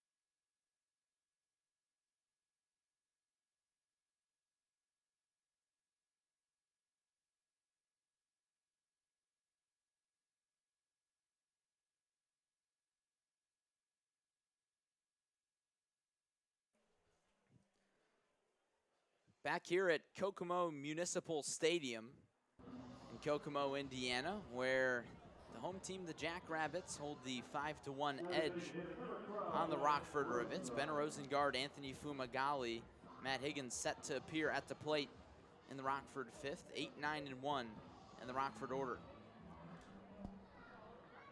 Aaron Houston working from the windup. The first pitch to Rosengard. Just misses low on a fastball at 83, ball one. Rosengard was left at the plate when Tom Jostin was caught in a rundown between first and second base. That scored Alex Steinbach. The 0-1 misses inside and low, ball two. I like your first road trip. I like it a lot. Two great stadiums. Traverse City was a blast. Nice hotel here in Kokomo. The 2-0 to Ben Rosengard. Hit the other way past the diving Eric Callahan. And that sneaks through for a leadoff single for Mr. Rosengard. I want to thank the La Quinta in Kokomo for providing the pen I'm using to score this game. In fact, the pen I've been using for the last month or so to score games is a La Quinta pen after my black pen that I bought at Staples went missing. So I've resorted to this La Quinta one. It's been a great scoring pen. Nice hotel, nice city. Traverse City, a beautiful place to walk around, and even more gorgeous stadium. Aaron Houston from the stretch now. And instead of the first pitch to Fumagalli, he checks on Rosengard, who's back safely. Fumagalli 0 for 1 with a swinging strikeout in the third. Aaron Houston has 7 strikeouts on the day. Curveball finds the zone for strike one on Fumagalli. 72. Houston slowing that thing down from the sidearm angle. Now it's 0-1. Fumagalli, number 1, playing left field after playing mostly second base in almost all his games with the Rockford Rivets. The 0-1 pitch taken low for ball one. Fumagalli, a high school teammate of Alex Steinbach. They attended Plainfield High School and played baseball there. I wonder how they did their senior year. 2 Division I baseball players on the same roster. Another check on Rosengard. He's back in time. Plainfield's had so many guys come out of their program, or their town. Andrew Hoffman, the pitcher of the year in the Northwoods League, guy we just saw in Traverse City. Sultan Saliba also from Plainfield. 1-1 on the way, fouled straight back. Now it's 1-2. We found out that Andrew Hoffman attended Plainfield North, if I'm not mistaken. Maybe it's the other way around. Steinbach and Fumagalli attending Plainfield North and Hoffman attending Plainfield. But nonetheless, Steinbach told me this morning that he savors this opportunity to play with Fumagalli. Here's the 1-1, swung on and missed. Some high cheese. And Fumagalli's retired for the first out of the inning. 8 strikeouts now for Houston, continuing to dominate in that department. And he's walked just 2 guys. Houston, in a last hurrah for Kokomo, looking to go 7-1 on the season. He's quietly become one of the Northwoods League's best pitchers, or at least in this Great Lakes East subdivision, and no one really cares because it's Kokomo, and they're not doing so well as a team, but Houston's won so many games for them, and you see why. He's looked very sharp today. Here's Matt Higgins. First pitch to him, curveball right down the middle, strike 1. Ben Rosengard on first base after a leadoff single. Matt Higgins has reached twice on 2 walks, was stranded on third base in the first, stranded on first base in the third. The 0-1 to him. Fastball outside, ball 1. So Matt Higgins entering today, 4 for 8 in the top spot for Josh Keim. That experiment has gone well. 2 home runs in his leadoff debut in Traverse City. First multi-home run game for a Rockford hitter this season. Another check on Rosengard, back safely yet again. Also the first leadoff home run of the season. Many firsts coming late for Matt Higgins. Was the cleanup batter, the number 4 batter, the vast majority of the year, now in the top spot. Another pickoff throw on Ben Rosengard. In by a wide margin.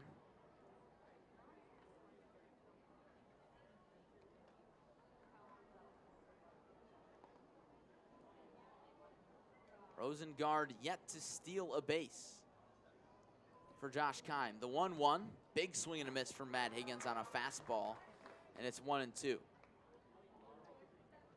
Matt Higgins attends Bellarmine, does a lot of leadoff hitting for them.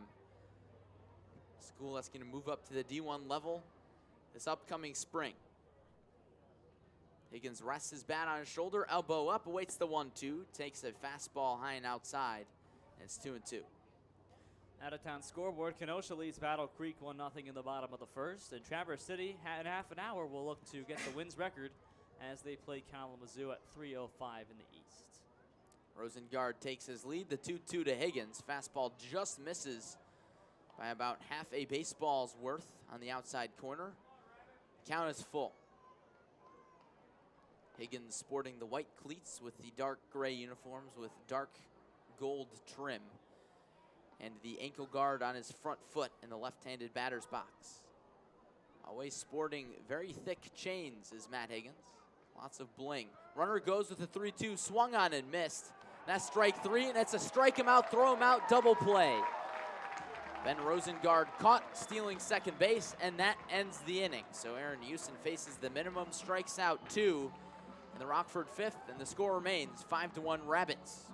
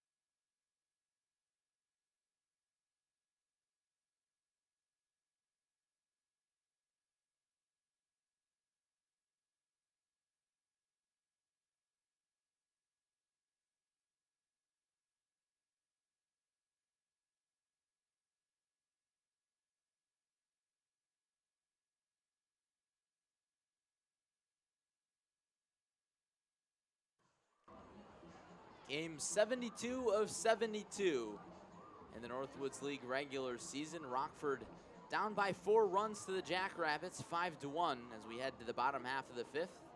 Larry Larson alongside Kory Berberian. And between innings, we saw the Jackrabbits tossing water balloons into the crowd on their home fans behind the third base dugout. Certainly interesting to see. Larson, Fontenot, Logan Jarvis, and Jack Krause in the bottom half of the 5th. Rabbits do not like their own fans, I guess. Just having a little fun. Jared Olson back out there for a 5th inning of work. Left-handed pitcher, right-handed batter with a kick in the first pitch to Logan Fontenot. Taken for a strike, Larson Fontenot. Logan Jarvis is on deck. Jared Olson gets the sign. Here's the 0-1. Swung on and missed on an off-speed pitch that pulled the string on Fontenot, and it's quickly 0-2. Yeah, Larry Fontenot looking for his first hit today. Kick and the 0-2 pitch. That one popped up to left field. Coming out is Steinbach, coming in is Fumagalli. He slides and can't make the catch. He slid into the barrier with padding along the left field foul line. And that dropped, so Fontenot has some new life. Larson Fontenot.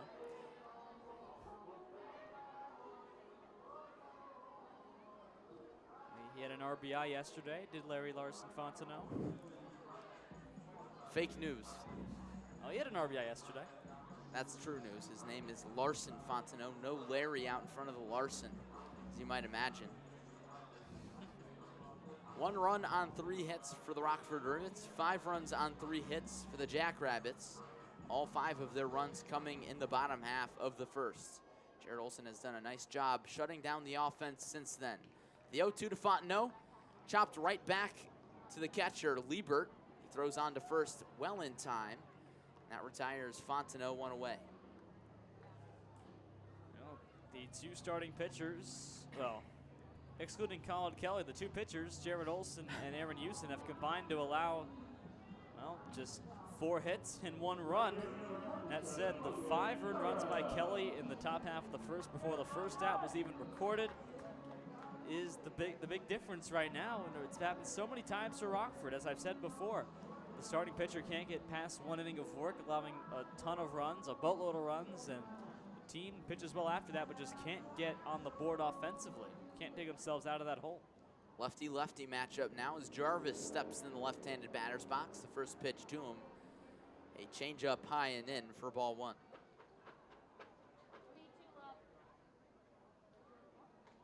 Jared Olson, 5 strikeouts compared to Aaron Houston's 9. The 1-0 pitch, swung on and missed by Jarvis for strike 1. A fastball on the outer half at 85. Olson doing a nice job of moving from the inside to the outside half of the plate. Changing pitch locations. The kick in the 1-1 pitch.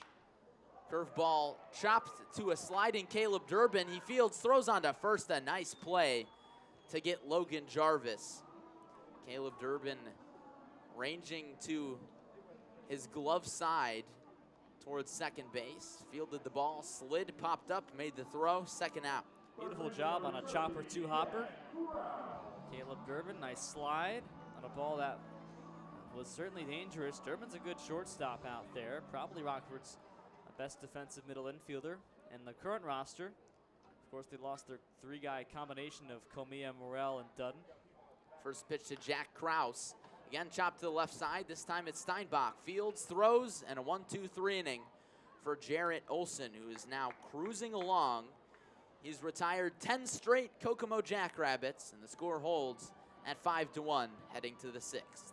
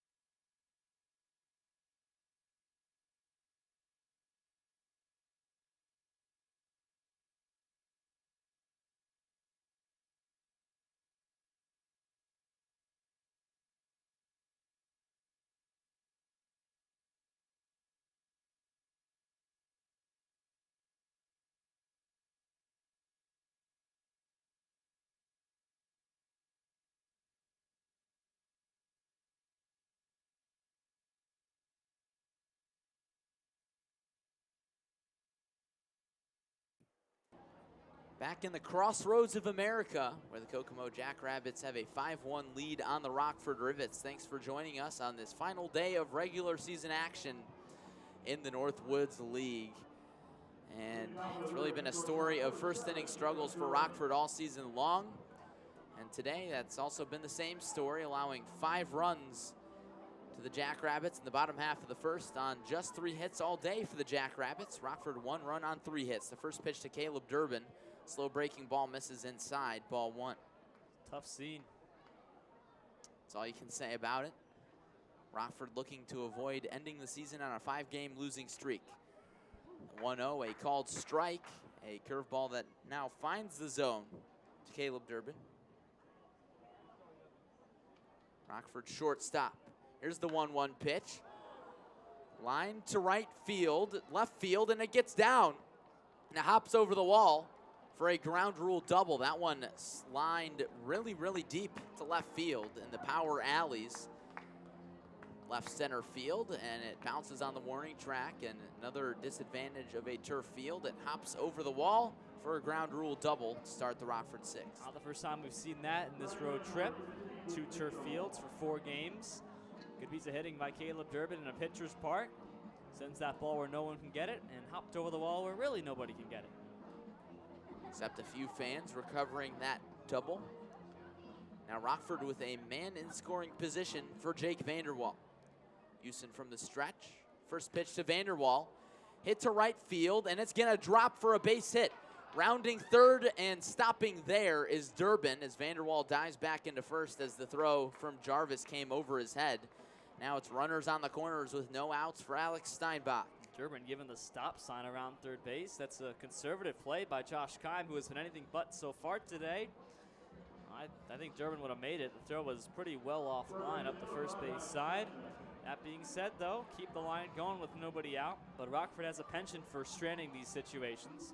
Steinbach, who singled last time up, looks to cut into this 5-1 lead. Caleb Durbin on third base, Jake Vanderwall on first, no outs. And Jake Vanderwall takes off as a hit and run was on, and Steinbach fouls that first pitch well down the right field line and out of play. 5-1 Kokomo advantage, 6th inning. Alex Steinbach, 1 for 2 with a strikeout and a single, scored Rockford's only run in the 4th.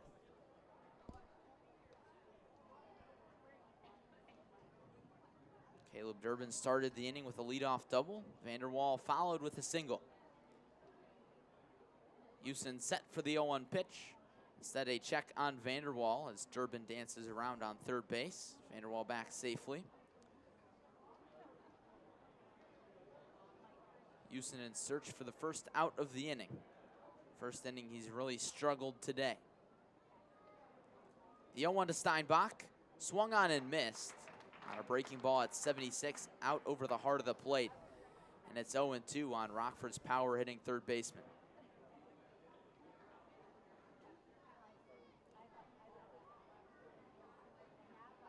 Steinbach, big frame in the right-handed batter's box, 6'3", 220, a power threat. Another check on Jake Vanderwall at first base, dives back in plenty of time. Steinbach steps out of the box, takes a deep breath, taps the plate a few times, stares out at Aaron Houston. Here's the 0-2 delivery, chopped to third base, foul, and we'll have another one. 9 strikeouts for Aaron Houston, a season high for him. And Blaine Traxel of Kokomo struck out 10 Rockford Rivets in a game earlier this season at Rivet Stadium. About the Rockford Rivets in danger of being 10K'd by a starting pitcher for the second time this season by the same team. Opportunity for the K number 10 here for Aaron Houston. Another check on Jake Vanderwall, who took off for second base, along with Matt Higgins taking off for third in the first inning. Double steal was on then. Vanderwall, stolen base leader on this Rockford squad. Another check on him. They had him leaning, but throw not good enough, so Vanderwall back safely again. How much of an effect do you think those pickoff throws will have on this next delivery from Houston? In terms of Vanderwall taking off, he probably still will. The 0-2 to Steinbach, fouled straight back. We'll have yet another 0-2 as this at-bat has been pretty long time-wise just due to all the pickoff throws on Jake Vanderwall.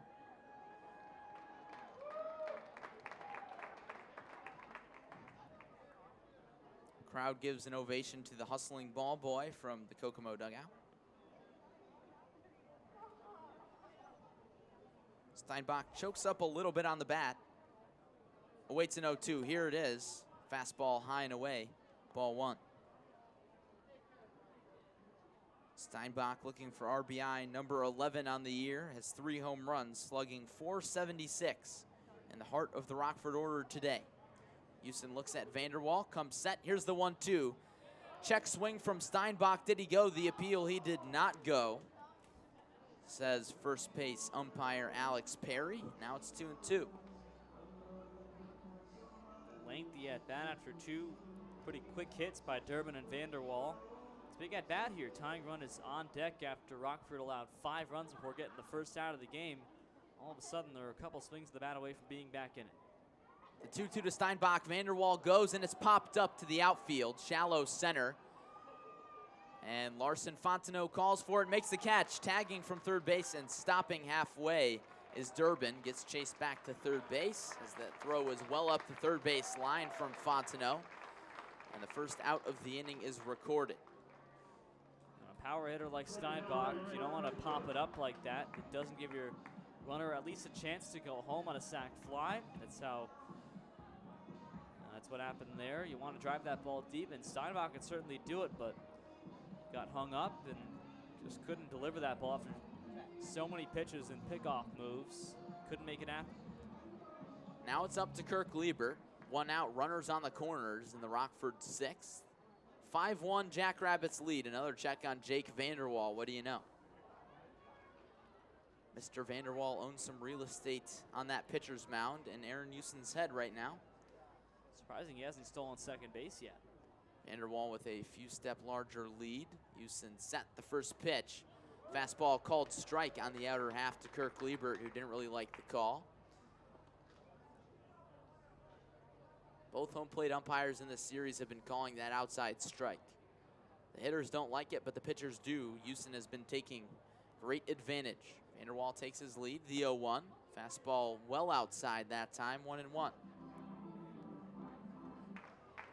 Caleb Durbin on third base. Started the inning with a leadoff double. Jake Vanderwall singled to move Durbin to third base. He didn't try to score. The 1-1 as Vanderwall takes off for second. Another hit and run. Laced foul down the first base line, so Vanderwall would again have to walk back. So all 3 times that Vanderwall's tried to go, his guy at the plate has hit the baseball, so he's had to go back all 3 times. Tough for Vanderwall, giving a workout back there. 1-2 now on Rockford's backstop, Liebert. 1 for 2 with a single in the 4th. Houston set, another check on Jake Vanderwall. Back safely yet again. Kirk Liebert entering the game with a .286 batting average. Tied with Vanderwall. Here's the 1-2. Curveball well outside. Nice stop by Elder. Could have prevented a run. Now it's 2-2.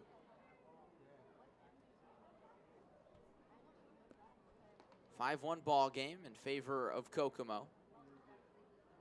Rockford pushed across their 1 run in the top half of the 4th. Looking to chip away at the lead here in the 6th. Vanderwall goes, swing and a miss. The throw goes down to second base. Vanderwall slides in safely, and Caleb Durbin scampers home from third base. So the stolen base attempt works. Vanderwall swipes second. Durbin scores as Kirk Liebert strikes out and slams his bat in frustration. 2 outs now. I mean, that's just a great play. You know, Josh Kime with 2 big brain moves to get 2 runs. The play by Jostin getting caught in a rundown in the 4th inning. Steinbach coming to score. First pitch to Tom Jostin, fastball misses outside and lost in the shuffle of that play. 10 strikeouts now for Aaron Houston. Right, 2 unconventional ways of scoring runs for Kime. Makes you wonder why he hasn't tried it more this season. 5-2 now. Tom Jostin looking for more with Jake Vanderwall on second base. This one's popped up. It'll stay on the infield. Calling for it is Brandon Shinea. He's under it and makes the play. And that ends the inning. Rockford strands another man on second base and Jake Vanderwall, but not before Caleb Durbin comes home to score on a Vanderwall stolen base.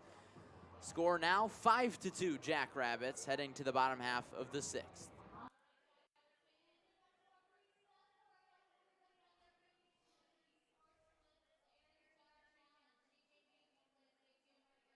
99 pitches for Houston, so he'll be coming out.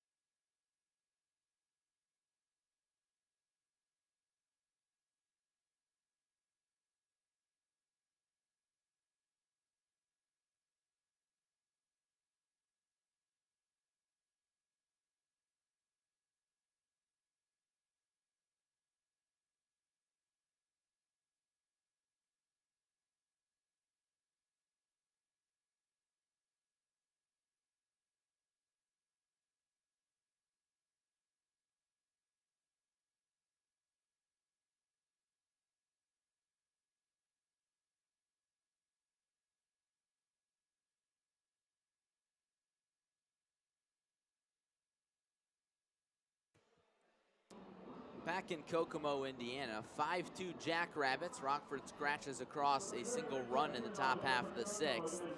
Jared Olson back out there for his 6th inning of work. He'll face Jackson Jarvis, Eric Callahan, and Austin Elder. Rockford just getting across runs on unconventional ways. The runner coming home on a pickoff play back in the 4th and a delayed steal in the 6th.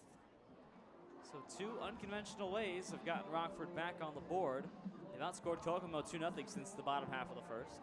Olson has done a phenomenal job of holding the Kokomo offense where they are. The first pitch to Jackson Jarvis swung on and missed, strike 1. Only 56 pitches through 5 innings for Olson, so he's got a long way to go. He's gone 8 2/3 at this ballpark last time he pitched here. Jackson Jarvis with a similar batting stance to his brother, the 0-1. Chop to the right side, coming on is Jostin and flips on to Cory right for out number 1. A short toss for Jostin, kind of a sidearm backhand toss, and gets the out. We saw it from Olson earlier today. Hitting a ball to Cory right, a similar shovel pass. And Olson making 11 in a row now, retired for this Kokomo offense. The last base runner was a walk back in the 2nd inning to Logan Jarvis. The last base hit was the only one Olson's given up. The first guy he faced, Eric Callahan, a double back in the 1st. With the exception of the 1st inning, this one's been a pitcher's duel. Jared Olson versus Aaron Houston. Houston holding the advantage right now, in line for the win in case he gets pulled out of this game. The first pitch to Eric Callahan, fastball on the outer half, called strike. So there is action in the Kokomo bullpen. Houston nearing his pitch limit. He'll probably come out of this game. Struck out 10 Rockford Rivets. Season high for him. Olson from the windup. The 0-1 fouled straight back to the very top of the screen. Quickly 0-2.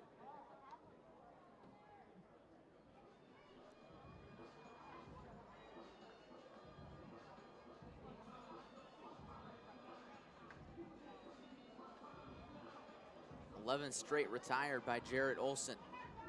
He's certainly cruising along for Josh Keim, the de facto starter in this ball game. The kick and the 0-2.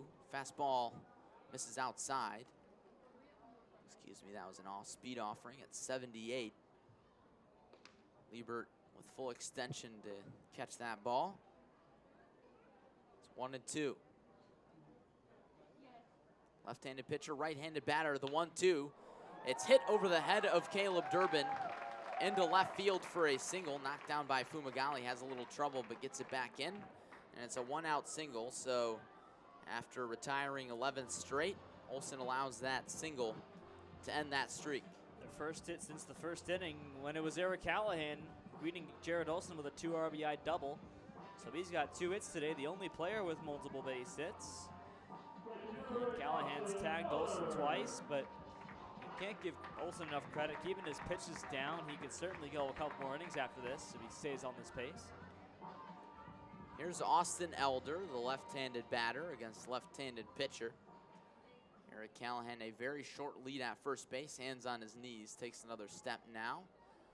The first pitch nearly hits Callahan, instead a line drive to right field. Back-to-back singles for Eric Callahan and Austin Elder here in the Kokomo 6th. Great job to the pull side from Elder, one of the better hitters on this Kokomo team. Second in RBIs, he's already got 1 today. Great job to sneak it through the 3-4 hole for a base hit. And right away, after retiring 11 straight, back-to-back base knocks, get runners on. Here's Hagen Severance, 5-2 ball game at Kokomo Municipal Stadium, the final game of the season for both these teams. Game number 71 for Kokomo. They've had a game canceled, and Rockford playing the full slate. Severance 0 for 2 with a strikeout looking back in the 4th. Olson looking to get the train back on the tracks, has allowed back-to-back singles. 1 out, first pitch to Severance. Breaking ball low. Gets a called strike. The crowd not happy about it, and it's 0-1.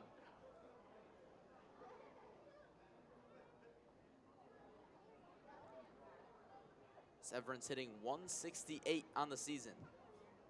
Few hitters below 200, the Mendoza line, in this Jackrabbits lineup. Big swing and a miss from Severance. And that's strike 2. Olson has done a phenomenal job of getting out ahead of hitters. He's only got 5 strikeouts, but he gets ahead in so many counts, and you wonder why. He's done well so far. You get out ahead in counts is always good for a pitcher. Olson from the stretch looking for the sign as Severance calls time. Olson taking a little bit too long for his tastes. So quick reset, Severance steps back in, adjusts his helmet, points the bat out, waves it around a few times. Olson again shakes off Liebert. Has the sign, comes set. Checks on the runners, the kick, and the pitch. Breaking ball catches the outside corner, and Severance is again rung up. 6 strikeouts for Jarrett Olson, and that's the second out of the inning. It's up to Brantley Johnson. 4 looking strikeouts for Jarrett Olson. He has made quick work of the bottom of the order. You know, until Elder had that base hit, they'd been hitless. Hagen Severance with 2 looking strikeouts, and now Johnson with 2 looking Ks here. Olson taking care of the bottom 3 guys in the order, which is something that's huge for a pitcher, because if the Rabbits can get those 8 and 9 guys on, it'll have so much momentum setting the table for the top guys. First pitch to Brantley Johnson. Check swing on a ball outside of the zone, called strike. 81-mile-per-hour changeup. Going back to those 8 and 9 hitters, hitting 168 and 190 respectively, Severance and Johnson. It's up to Brantley Johnson, who's 0 for 2 with 2 looking strikeouts. Here's the 0-1. Breaking ball low, taken for ball 1. Eric Callahan on second base. The 1-out single. Austin Elder followed. Back-to-back singles in between outs for Olson. Retired Jarvis to start the inning. Looking to escape a small jam. Michigan State Spartan in his final appearance of the season for Rockford. He's been with the team the entire way. Set from the third base side of the rubber. Runners dancing around. The kick and the 1-1. Fastball in there. And that looked like a 2-seam fastball or a changeup. Had some late life at 81. And now it's 1-2. Olsen looking to strike out Brantley Johnson for the third time this game and strand 2 runners on. 5-2 Kokomo, bottom half of the 6th. Here's the 1-2. Grounded to second base. Tom Jostin Fields goes the short way to Caleb Durbin at shortstop. And that ends the inning on a fielder's choice. So Jarrett Olsen escapes back-to-back singles. And the score remains 5-2. Rockford has their offensive work cut out for them. We'll be right back.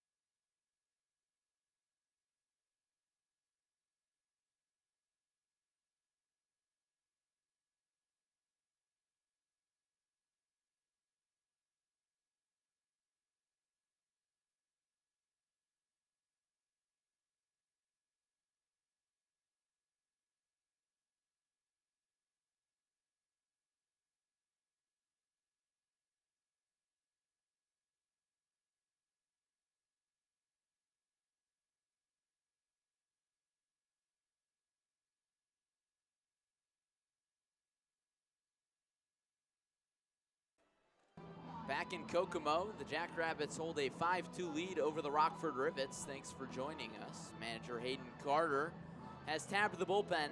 On in relief of Aaron Houston is Josh Nixon. Nixon, an ERA of 4.63, 6 earned runs in 11 2/3 innings. Joined the team late in the season, in late July. Started a game against Rockford at this ballpark and took the loss, allowed 4 runs in 4 2/3. Most recently pitched back on August 2nd against Fond du Lac. Out-of-town scores here in the Great Lakes East. Kenosha over Battle Creek 3-0 in the top of the 3rd. No score, Traverse City and Kazoo. First pitch to Cory Wright, taken low for ball 1. In the West, Madison over Fond du Lac 1-0. Of course, Wisconsin Rapids will play later on tonight against Lakeshore for that final playoff spot. Cory Wright awaits the 1-0, grounded right back up the middle for a single. Cory Wright extends his hit streak to 3. Leads off the 7th with a base hit right up the middle. Nearly grazed Josh Nixon. So the final line on Aaron Houston, a phenomenal day for him. In 6 innings of work, allowed only 2 earned runs on 5 hits. Walked 2 and struck out 10 screws. He ends the season with 69 strikeouts. A phenomenal day, tied for the league lead now. Here's Ben Rosengard. First pitch, called strike. Fastball on the outer half. Pitchers have been pounding that spot all day long. Cory Wright takes his lead off first base. Ben Rosengard 1 for 2 with a strikeout and a single. He was caught stealing to end the 5th inning. He shows bunt, pulls back on a fastball that nearly hit him. Instead, it's ball 1. Rosengard, the U Chicago Maroon. Where's the elbow guard on his left hand in the left-handed batter's box. Bats with 2 batting gloves.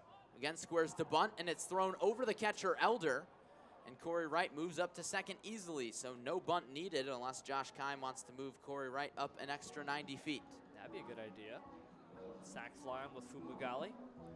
Nobody out in the inning. I wonder if that's a wild pitch or a pass ball. That one just, really looked like a wild pitch to me. Completely airmailed Austin Elder. Elder could have made that catch, obviously.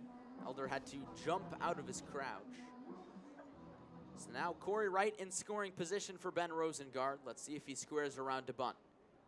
He does so. The corner's charging in. He gets the bunt down. It's a high chopper fielded by Elder. The throw on to first.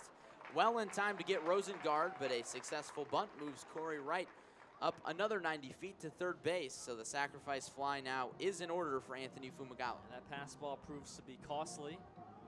As Wright goes to 90 feet away, and Rockford looking to chip away at this lead. Fumagalli can certainly do that. He's got power to the outfield. Rockford got a run on the 4th, a run on the 6th, just putting up ones, but they've got time enough left to get back in this game. Fumagalli 0 for 2 with 2 strikeouts. The first pitch to him nearly hits him. He had to duck out of the way of a fastball up and in at 81. So Fumagalli looking for his first RBI since his 3rd game in a Rivet uniform. Had 11 RBIs in his first 3 games. Has really cooled off since. Hitting .257 now. Here's the 1-0. Chopper to second base. Brandon Shinea fields and flips to first base. Coming home to score is Cory Wright. And that's an RBI put out for Anthony Fumagalli. 2 outs now. Well, there's his RBI. A nice piece of hitting to the right side. No play at home as Fumagalli was running pretty much on contact. And what do you know? It's now 5-3. Just a 2-run lead now. Rockford chipping away. Kokomo has not scored since their 5-run first inning. Rockford with 3 1 spots have now scored in back-to-back innings. Bases empty, 2 outs for Matt Higgins, the leadoff hitter. Nixon from the windup, the first pitch. Slow breaking ball at 66, misses low for ball 1. We got a ball game here. Rockford looking to do what they haven't done all season, give up a ton of runs in the first inning and actually come back to win. Looking to avoid their 5th straight loss. 1-0 to Higgins. Nearly hit him. Instead bounces off the foot of either the catcher or the umpire. Now it's 2-0. Higgins looking for his first base knock today. Has 2 walks and a strikeout. There have been 3 times during half-inning breaks where these Kokomo players have played knocker balls with each other. 2-0 to Higgins. Low and away. Low and inside, excuse me, 3-0. So one of the pitchers and the pitching coach, I believe, Mitch Gallagher for Kokomo, played knocker balls. A pitcher against a coach last half inning. Good old entertainment in the last day of the season. The 3-0 to Higgins, well downstairs for ball 4. That one caught a piece of the home plate umpire, so he walks around a little bit to shake it off. Rockford has a 2-out base runner. 3 walks today for Matt Higgins, doing his part as a phenomenal leadoff batter for Josh Kime. And now a check on the pitcher from the aforementioned pitching coach. A 3-man conference out on the mound. Pitching coach, what's his name again? Mitch Gallagher, I believe. Mitch Gallagher, Josh announced. Nixon, and the catcher Elder having a chat. Nixon has allowed 1 run here in the Rockford 7th. Cory Wright singled to start the inning, moved up to second on a wild pitch, moved up to third on a sac bunt by Ben Rosengard, and scored on an Anthony Fumagalli groundout. Get him on, get him over, get him in. Rockford playing small ball. Has 3 1 spots on the line score. You know, we at the Northwoods League Baseball Network regret this error. Mitch Gallagher is one of the hitting coaches. He is not the pitching coach. So I believe the pitching coach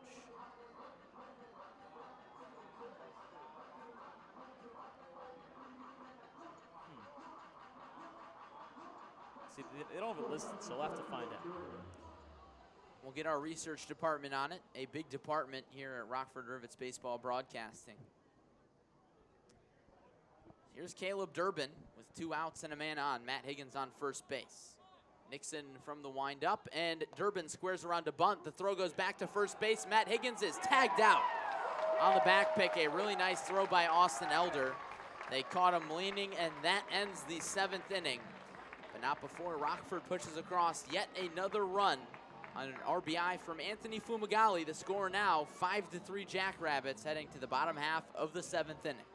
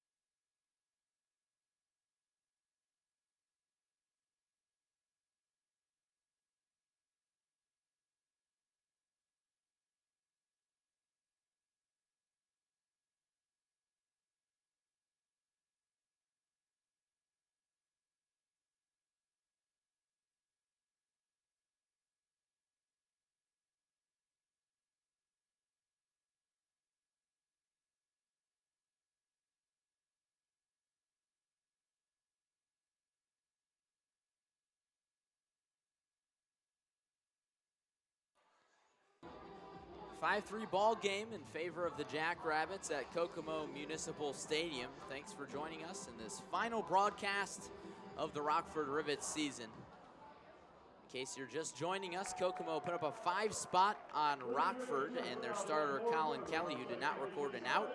Jarrett Olson has not allowed a run the rest of the way, out for his 7th inning of work now. Rockford has put up 3 1 spots, 1 run scored in the 4th, 1 in the 6th, 1 in the 7th, working on coming back.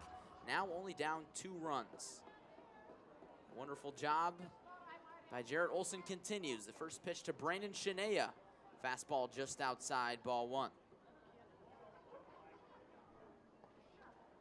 Shinea 0 for 2 with a walk and a run scored back in the 1st. Olson from the windup, the 1-0. Ripped through the hole on the left side for a leadoff single to start the Jackrabbits' 7th inning. So the leadoff man is aboard. Brandon Shinea, the leadoff man in the order, doing what leadoff men do, get base hits. That'll increase his average entering today's game. 323, the only second half all-star for the Jackrabbits. The only guy hitting more than 300 on this team. Only guy over 280 as well. He does what he does. That's his first hit of the series, though. It's just 1 for 7, or 1 for 5, rather. Now he takes his lead off first base. Might not be there long. He's a stolen base threat. A quick check on him from Olson, who was from the stretch. Hadn't come set yet and still threw over. Shinea now takes a bigger lead, and another check on Shinea at first base from Olson, and he's back standing. Larson Fontenot, 0 for 2 with a walk and a run scored. You guessed it, back in the 1st inning. He squares to bunt. The first pitch, it's high, and Liebert fakes a back pick to Brandon Shinea, who does not move a muscle. Made a step back to first base, but as soon as he saw that Liebert didn't let go of the ball, he just kind of stayed put. We'll see if the runner goes with the pitch here. Fontenot likely to square to bunt. Olson, left-handed pitcher. The delivery.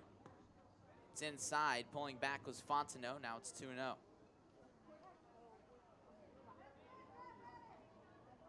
Alex Steinbach playing in on the grass. Rockford's third baseman wary of the bunt attempt. Infielders in the middle infield playing straight up. Cory Wright holding on Brandon Shania. Faking towards second base. The 2-0 pitch. It's again outside, and Liebert thought about a back pick, but instead held off. And it's 3-0 now on the two-hitter Fontenot. They held off because Cory Wright was not playing the bag. He was playing the bunt. He would have chucked that ball to the right field corner. Good thing Liebert held back. Action now in the Rockford bullpen, Adrian Santiago. The 3-0 pitch, and Fontenot can't get the bunt down fair. Was still squaring on 3-0, and it's a foul ball, 3-1 now. That's dedication. He really wants to get that bunt down, so on 3-0, he won't take as Rockford gets a guy warmed up in their pen. Honestly, that would have been a ball 4, so I'm not sure if I agree with the call to try and get the bunt down on 3-1. We'll see if we see another square from Fontenot here. He squares early, and another check on Shania, back well in time. So it is the senior, Adrian Santiago, warming in the Rockford bullpen. Likely to get one last appearance here in the Northwoods League. The only senior on the Rockford roster who has not been signed. The 3-1 to Fontenot. Bunt, does it get down fair? It does not. That one fouled off Fontenot. Now the count is full. What do you know? The 3-0 bunt call turns out to not be very good, at least so far. At-bat's still going on.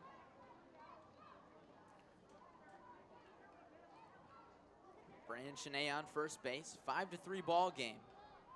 Kokomo has not scored since the first inning. Rockford chipping away at the lead. Jarrett Olson has pitched since that first inning. Has recorded all of the outs for Rockford today. Not the starter. Set from the third base side of the rubber. The runner goes. The 3-2 pitch is inside, so it doesn't matter.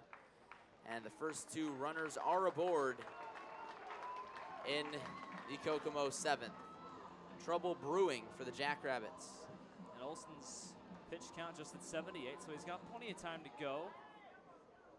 But two guys on base for just the second time off Olson. Cruised through his first 5 innings of work. Run into trouble in the 6th, but he got out of it with no runs across, despite 2 hits. Here in the 7th, again, 2 guys on base.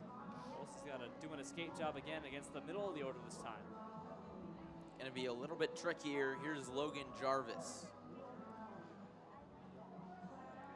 Singled for the first hit of the ball game in the first inning. Came around to score. Walked in the second, grounded out to short in the 5th. Lefty against lefty. Olson set for the first pitch. Fouled off the other way, strike 1. Brandon Shania on second base. Larson Fontenot on first. Corner shaded in. Cory Wright playing in at first base, in on the grass. Steinbach even with the bag at third base, maybe a few steps behind it. Caleb Durbin shaded towards the second base bag, maybe holding on. Brandon Shania, time called now. Long pause between pitches for Jarrett Olson. Looks in, he's got his sign very quickly, set at the belt. Here's the 0-1. Jarvis squares the bunt. It's a beautiful bunt played by Liebert. The throw on to first is in time, moves up both runners, so a beautiful bunt from the 3-hitter. Jarvis gets the job done. Now there's 1 out with runners on second and third for Jack Kraus. And the Jackrabbits looking to sink Rockford here. Increase a 5-3 lead. Why not pull the Jack Kraus, who had 2 RBIs yesterday and a 2 RBI single to begin his day today. A guy with 4 runs driven in this series. Out of just 8 that his team has scored. Jarrett Olson stays in to face the righty. Great job by Jarvis getting that bunt down. Beautiful job, but Josh Kime comes out, and now Olson might not. Yeah, this will be all for Jarrett. So here comes Adrian Santiago, the right-handed pitcher. Jarrett Olson wants to stay in this ball game. Gives Josh Kime a handshake instead of the baseball, but the baseball now taken out of his hand. Olson wanted to stay in the ball game, hands it off to Adrian Santiago. The two exchange a handshake and a hug as Santiago makes his way to the mound. We'll have his numbers. Don't go anywhere. The Jackrabbits threatening for insurance. Runners on second and third. The bottom half of the 7th. It's Jackrabbits 5, Rockford 3.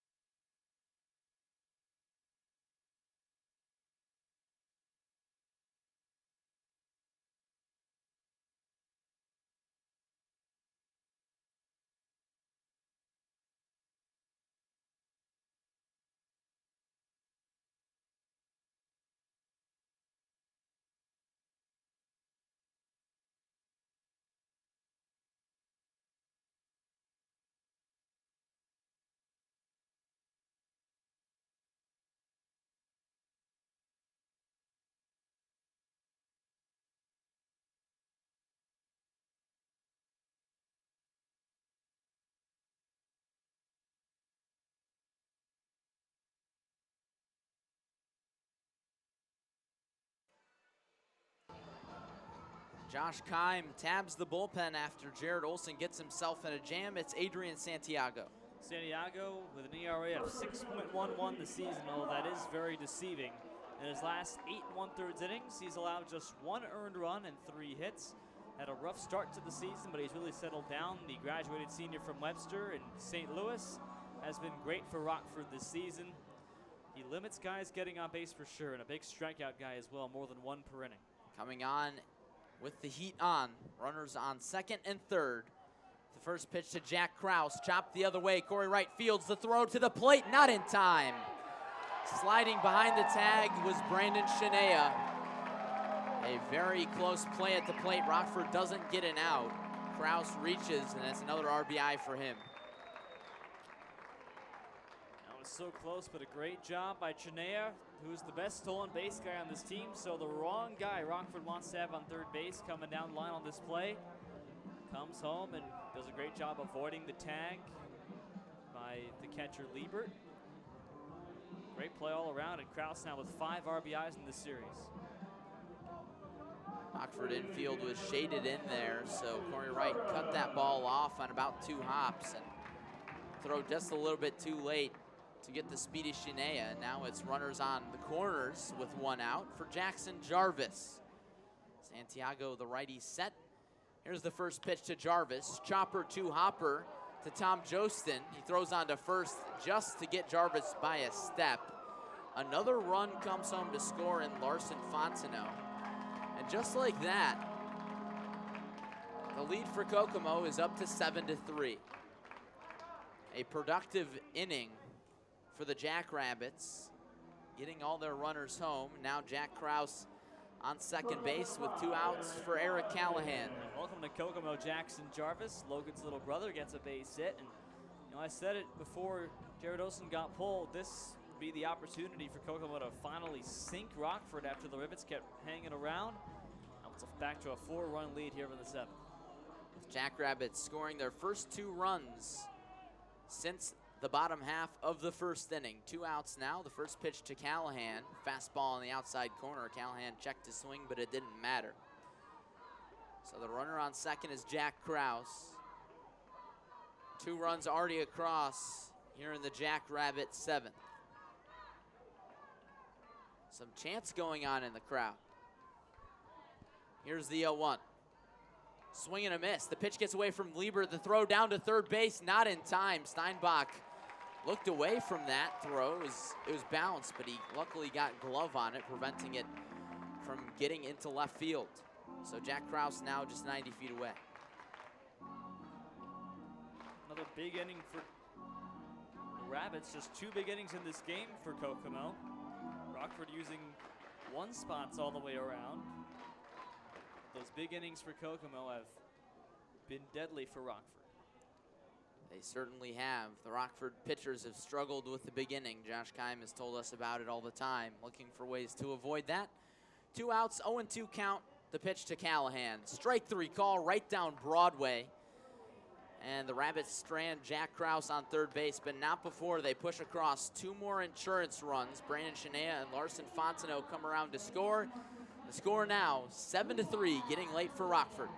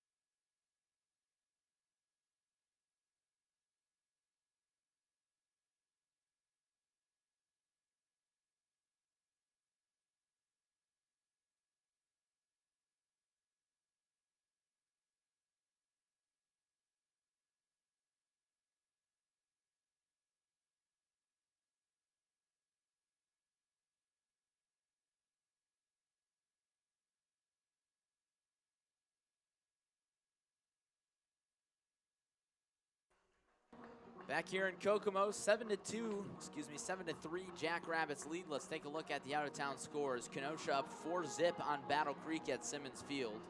Fond du Lac has raced out to a 3-1 lead on Madison in the top half of the third. That one has playoff implications. Kalamazoo out to a 5-0 lead in the bottom half of the first over Traverse City, looking for the all-time wins record in a season in the Northwoods League. Bringing it back here to Kokomo. Cory Berberian, take us to the finish line.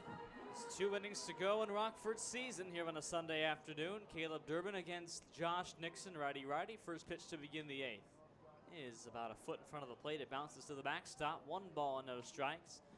Caleb had a double back in the 6th. After flying out twice to begin his afternoon, he's 1 for 3. Rockford shortstop.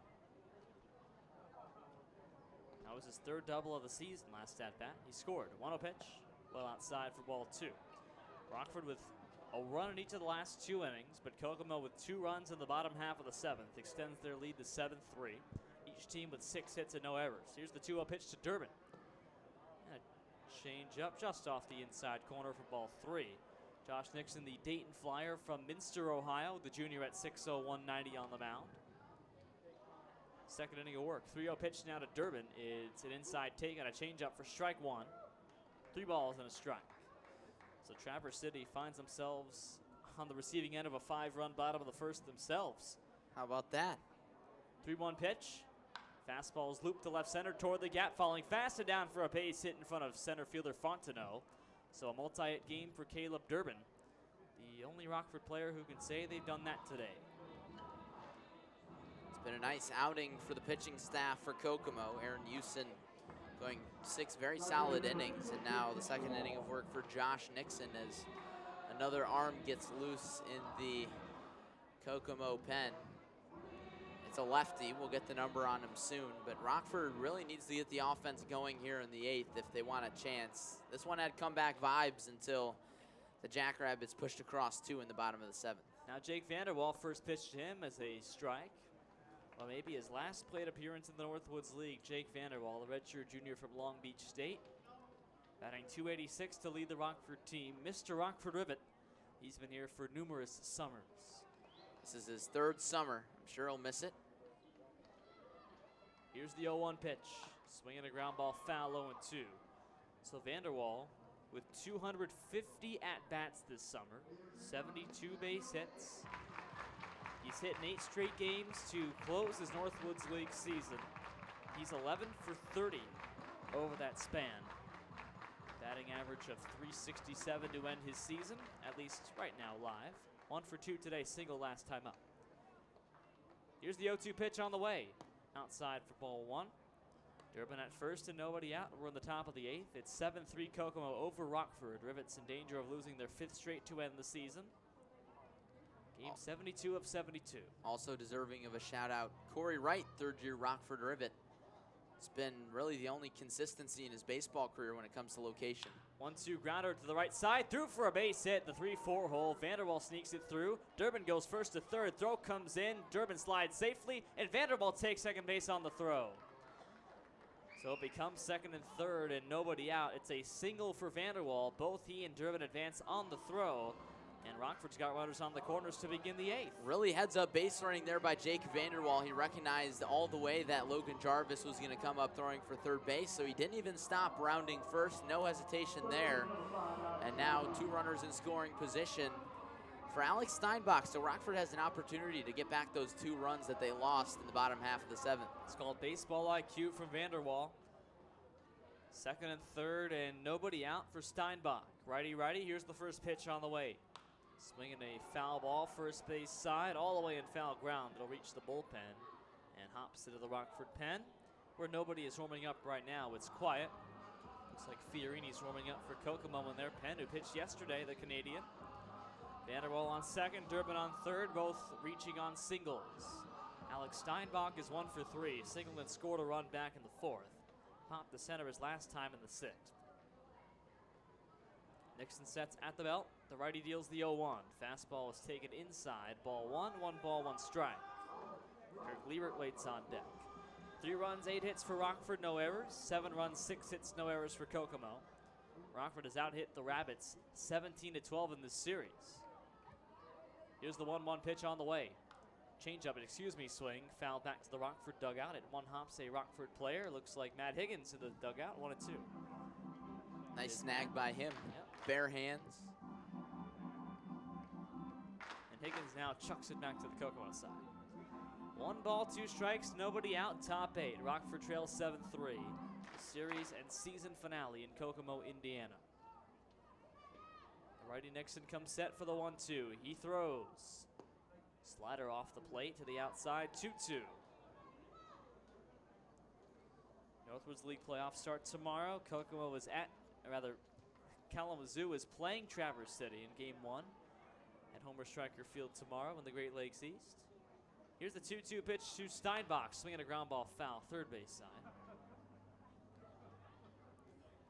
The best that Kalamazoo can do is hold that 5-0 lead and take momentum going into the playoffs, knowing that the Pitt Spitters really want that wins record. So a win today in what essentially could be a meaningless game for some, if the Growlers come out with a victory, it could be big. 2-2 pitch now. On the way, inside curveball, nearly great Steinbach, and the big man at 6'3", 222, turns back to his right. 3-2. Of course, Traverse City not using any of their biggest weapons in this game. They've got a pitcher who has an 0-0 record, only making his 2nd start, Sean Hoey, against Nate Wargalit for Kalamazoo. 3-2 pitch. Inside corner, no. Just off the corner, ball 4. A changeup from Nixon to Steinbach, walks him, and there's runners on every base now for Kirk Liebert, the catcher. And that might be all for Josh Nixon, as Hayden Carter comes out to talk with the infields. And Fiorini remains throwing in the Kokomo pen. And that's going to be all for Nixon as Carter takes the ball from his righty reliever. And so a new pitcher for Kokomo will have his numbers in just a moment. Rockford brings the tying run to the plate in the top of the 8th, trailing 7-3.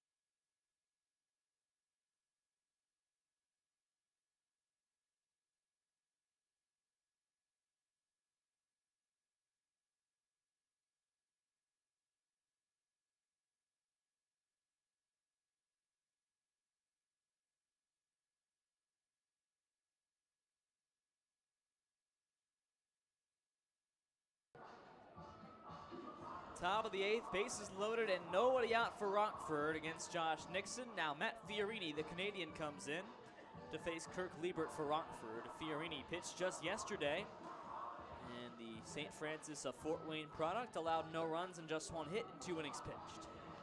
Total on the season, he's got 8 appearances, just 1 start, and so in 13 innings pitched, he's got an 8.30 ERA. He's allowed 12 earned runs on 19 hits. He's walked 7 and struck out 10. Good opportunity for Rockford here. Native of Ontario. Durbin at third, Vanderwall at second, Steinbach at first. Durbin and Vanderwall singled, and Steinbach walked off of Josh Nixon, who exits with currently 1 run against him and 3 hits in 1 inning pitched. Lefty Liebert against the lefty Fiorini, so perhaps some matchups by Hayden Carter. The next 4 guys for Rockford, including Liebert, lefties. On the first base side, Fiorini fires. Fastball's outside, ball 1, 80 on the gun. There's got to be some matchups involved here. Getting the lefty out now to face 4 straight lefties. Liebert, Jostin, then perhaps Wright and Rosengard. Yeah, it's not hard to play matchups with this Rockford order that is lefty heavy. So Hayden Carter tabs the lefty, Fiorini, to face Liebert, Jostin, Wright, and Rosengard. Here's the 1-0 pitch to Liebert. Swinging a high fly ball to right field. Toward the gap comes Logan Jarvis. Has room to cut it down. It's called up in center field by Fontenot. 1 run tags and scores by Caleb Durbin as Vanderwall advances to third base. He comes home as the ball is loose on the infield, and there's no throw down to home plate. So Vanderwall with great base running. The ball was loose on the infield at the shortstop position on a bad relay throw, and so Vandy scores again. 2 now on a sac fly for Rockford's Kirk Liebert, and it's 7-5. Well, you know, sometimes you gotta score runs in unconventional ways. A sacrifice fly, pretty conventional, and then more heads-up base running by Jake Vanderwall. He took the extra base on the throw back on the single, a single by Caleb Durbin, and then he comes around to score on the throw there. Now the batter is Tom Jostin. First pitch, outside corner strike on a fastball. It's 0-1. 7-5 in the top of the 8. Jackrabbits are in front. Those runs are charged to Josh Nixon. So he's given up 3 earned runs. Sac fly for Kirk Liebert. Scores both Durbin and Vanderwall. Here's the 0-1 pitch. Curveball outside, 1 ball, 1 strike, blocked by the catcher Elder, who's the only catcher on the Kokomo roster. Ben Lavorsi no longer there, so both teams really starved of position players. Rockford's had to have Cory Wright move from pitcher to first base for the last week or so of the season, and Austin Elder working as the only catcher for Kokomo. Kirk Liebert effectively that as well. Lefty, 1-1 to Kirk, or rather Tom Jostin. Here's the pitch. And it's just outside, ball 2. Steinbach at first base. So Tom Jostin drives in a run on the sac fly. It's an E8 that allows Vanderwall to score. So mark that in your book. Only 1 RBI for Kirk Liebert. 2 balls and a strike. And the pitch to Jostin not thrown, and back to first he goes. Does Fiorini. And the big man Steinbach upstanding.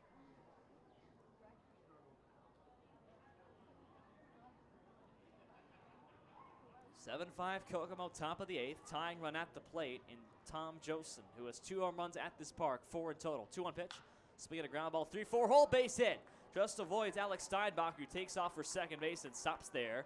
First and second and 1 man away, and the batter is Cory Wright. Well, the line keeps on moving for Rockford, and this is exactly what they need. This team has a lot of fight. Josh Keim has said it time and time again.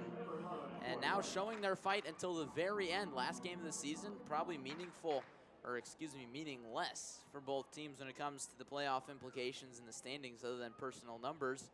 But Rockford wants to win this ball game, down by 2. Huge opportunity here with already 2 runs across. The tying run moves to first base in Cory Wright now. Coming up to the plate, he's 1 for 3, singled and scored a run back in the 7th. He's 1 for 3. First pitch. Swinging a looper to left center field, falling fast toward the gap. Severance over to cut it off, makes the catch. Tagging at second base and stopping is Steinbach as Severance gets it in quickly to short. There's 2 away for Ben Rosengard. Cory Wright trying to go the other way there. We've seen that from him as he's adjusting his approach at the plate, and he's been a lot better at the dish lately. But now there's 2 outs. And this might be the last big opportunity that Rockford gets this game, let alone the entire season. So you're going to want to capitalize. Rosengard has a base hit today. We'll see what he can do with the bat in his hands here. This does mean the top of the order will come up to begin the 9th for Rockford. Rosengard in the 8th spot, who is 1 for 2, has a single and a sac bunt. First pitch. Lefty takes a strike right down the middle. 0-1 from Fiorini, so Rosengard, the 4th and final lefty that Fiorini will face in a row to begin his appearance. 3 runs earned, charged to Josh Nixon. 3 runs on 3 hits. Steinbach at second, his responsibility. Josten at first. The responsibility of Matt Fiorini, the Canadian, on the mound. Lefty on lefty, and an 0-1 count to Ben Rosengard. Here's the pitch. Slider check swing from Rosengard. He held back. The slider falls low and away. Ball 1. 1 ball, 1 strike. Anthony Fumagalli would be next. He's got an RBI ground out today. Ben Rosengard with 9 base hits in 36 at-bats this season, batting .250 with 3 RBIs. Has a hit today. 1 ball, 1 strike to him with 2 out. And the pitch. Swinging a liner left side and out of play. 1 ball, 2 strikes as Rosengard fouls it off the other way. Laid on an 80-mile-an-hour fastball from Fiorini. Rockford making things interesting in the final regular season game. Tying run at first base and Tom Josten. Steinbach at second. And 2 away. Ben Rosengard, who has not played in a week, gets to start today at DH. He's got a 1-2 with 2 out from Fiorini. And the pitch. Slider hit on the ground weakly to first base, and it rolls foul.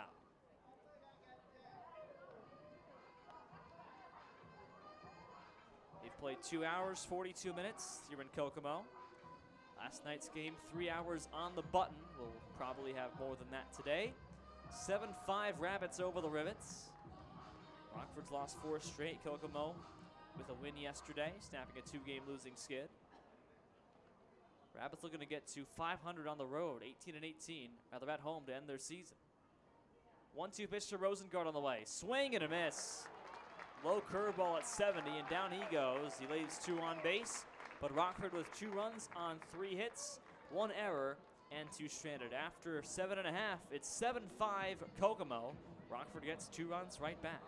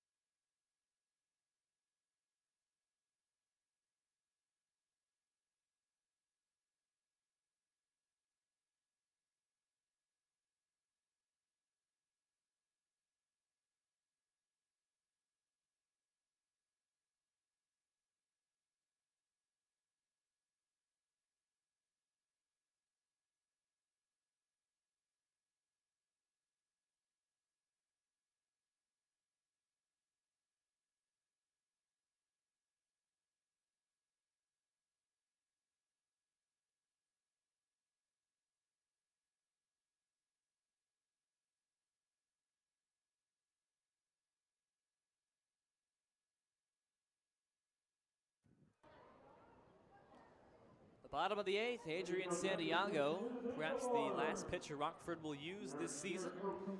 Pitched in the 7th inning after Jared Olson ran into trouble, allowed 2 inherited runs to score, but Santiago picked up a fielder's choice, a ground out and a strikeout. So no hits and no runs for him. Facing Austin Elder, Hagen Severance, and Brantley Johnson, the bottom 3 for the Kokomo Jackrabbits, to begin the home half of the 8th. 7-5 Kokomo. Each team with 2 runs in their last half innings. Rockford scored in 3 straight frames. Kokomo's 2 in the 7th, their first run since they put up 5 in the bottom of the first off Colin Kelly, who was in line for the loss. The win would go to Aaron Houston for Kokomo if this result stays the way it is. Austin Elder is 1 for 2 with a single and a sac fly RBI. First pitch. Fastball low and away, ball 1. Lefty Elder, righty Santiago, senior from Webster in St. Louis, Chicago native. Comes on and he's facing his second inning of work. 1-0 pitch. Fastball thrown outside. Oh, a strike. 1-1. That was pretty wide. Well, that's not uncommon. We've seen that a lot. That strike call from Aaron Carver, Colin Lake last night, all over the outside corner. 1-1 pitch. That's the same pitch. Strike 2. So consistent. Off the outside corner. 1-2 on Elder with Hagen Severance on deck. The bottom 2 in the order, Severance and Johnson, has 4 combined looking Ks. 1-2 pitch now to Elder, and the only catcher on the Kokomo roster fouls it away. We talked about this turf field a lot and the effect it plays on the game. Before the game, when we got here about 3.5 hours before game time, I walked out to the mound, and let me tell you, I can see why pitchers don't like pitching on that thing. 1-2 pitch, swinging a ground ball to second base. 2 is left, goes Jostin. Deep in the dirt, throws to first for the out. Why didn't you like it? Well, first of all, it's rock solid. There's no real soft spot in the turf for a landing spot, which pitchers kind of like to, I don't know, simulate the feel of dirt, if you will. So it's rock hard, probably pretty easy to get turf toe on your dragging foot behind you when on your follow through on your pitches. And then there's a weird lip. So if you could see it in person, you could see the lip. First pitch to Severance is low. Around the entire circumference of the mound. So it's very possible for anybody to trip over the mound if they're running over it. So it's not level. The bottom of the mound is not level with the rest of the field. 1-0 on Severance. Santiago's pitch is well inside of the belt, 2-0. And it's a platform out there. You can tell. And then a sudden drop off. And then again, the rubber doesn't rise anywhere above the rest of the mound. So you don't get any leverage off the pitching rubber. 2-0 pitch to Severance, swinging a high fly ball to the right field side, tailing foul, and it is caught near the foul line by right fielder Vanderwall. Round number 2. So Severance 0 for 4 on the day. Players often complain about the turf field, and I don't blame them. I mean, I talked to Sultan Salibo about it this morning over breakfast, and he says, yeah, I don't like it. None of the guys really like it. He said, you know, maybe it's good for the infielders because you get clean hops, but other than that, nobody likes playing on turf. Now Brantley Johnson, who's 0 for 3. A couple of looking Ks and a fielder's choice last time up in the 6th. Lefty batter, first pitch from Santiago is outside. Santiago, a 3/4 delivery pitcher. Same with the Kokomo starter Aaron Houston, who struck out 10 rivets. The second time Rockford's been struck out 10 times by a Kokomo pitcher. Here's the 1-0. Outside corner strike on a fastball at 86 from Adrian, 1-1. Santiago goes from multiple arm slots, so he can go more over the top, but then can drop down to that sidearm delivery. It depends pitch to pitch, and it throws hitters for a loop. 1-1. Overhand is hit to left center field. Charging on Fumagalli, makes the catch 2 hands, and that retires his side. A 1-2-3 for Adrian Santiago, who in perhaps his last appearance for the Rockford Rivets, pitches 2 scoreless frames. You go to the 9th, Rockford trailing 7-5.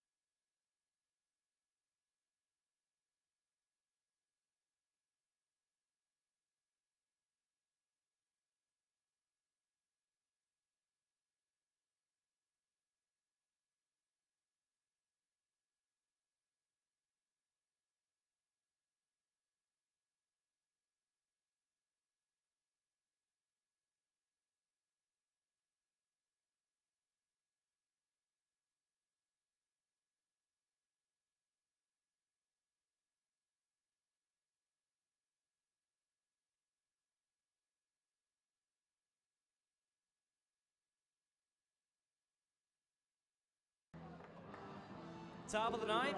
Joey Haas comes on for a second save in 2 days.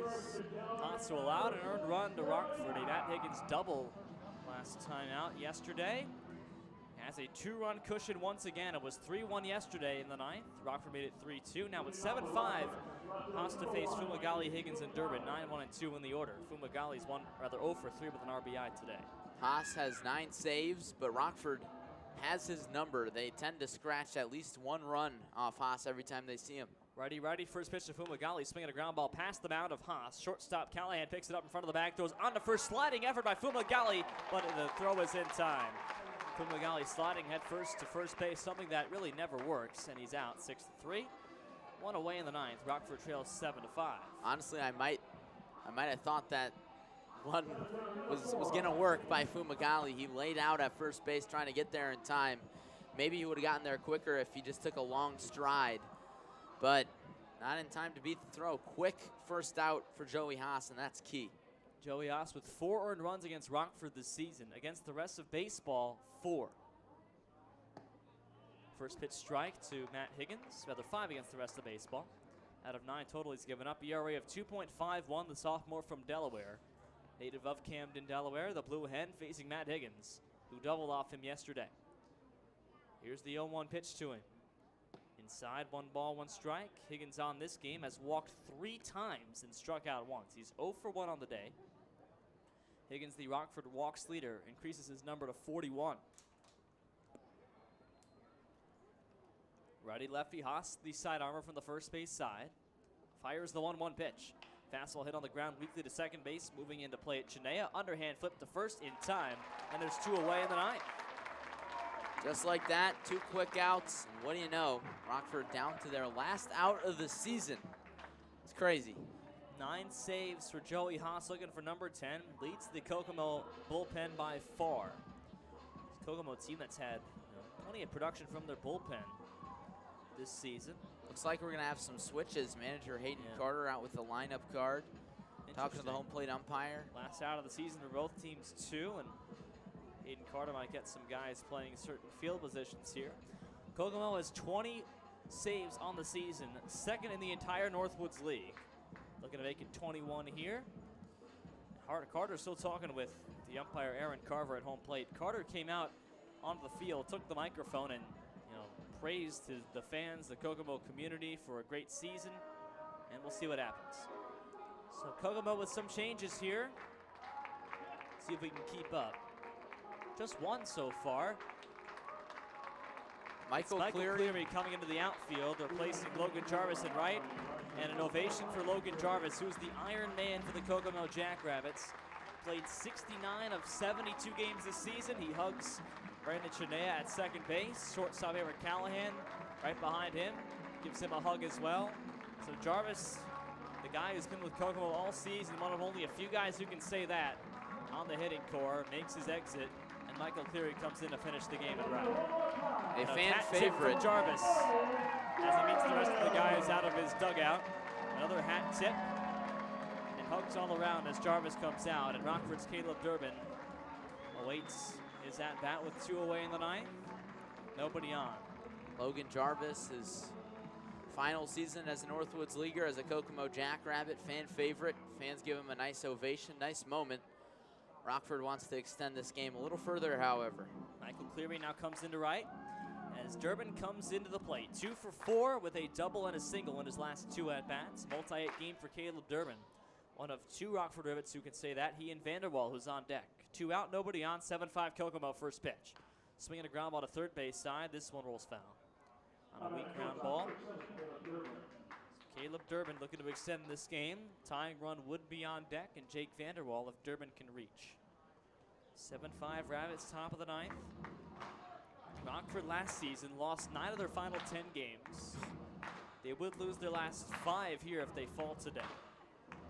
Rockford not a second half team. 0-1 to Durbin, righty-righty, Haas sidearm pitch. Swinging a pop-up to second base. Chinea on the grass, calls off Michael Cleary and makes the catch to end the ball game. A fist pump from Brandon Chinea as Kokomo ends their season with a series sweep over the Rockford Rivets. Caleb Durbin pops out to end a 1-2-3 inning. Save number 10 for the reliever Joey Haas. And Rockford season comes to a close. The final score, Kokomo 7 and the Rivets 5 in game number 72. Well, Cory, hard to believe that it's over. And this loss for Rockford to end the season was a pretty stereotypical one, quite frankly, allowing 5 runs in the very first inning and then starting to come back a little bit, but it was really too little too late. They allowed 2 runs in the bottom half of the 7th to Kokomo, and that was the difference. The Rockford bullpen doing a nice job keeping things where they were for the most part. Really nice effort by Jarrett Olson, his last appearance in the Northwoods League likely. Adrian Santiago with a scoreless inning to end possibly his baseball career. And a sad end to the season as Rockford loses 5 in a row, as you mentioned.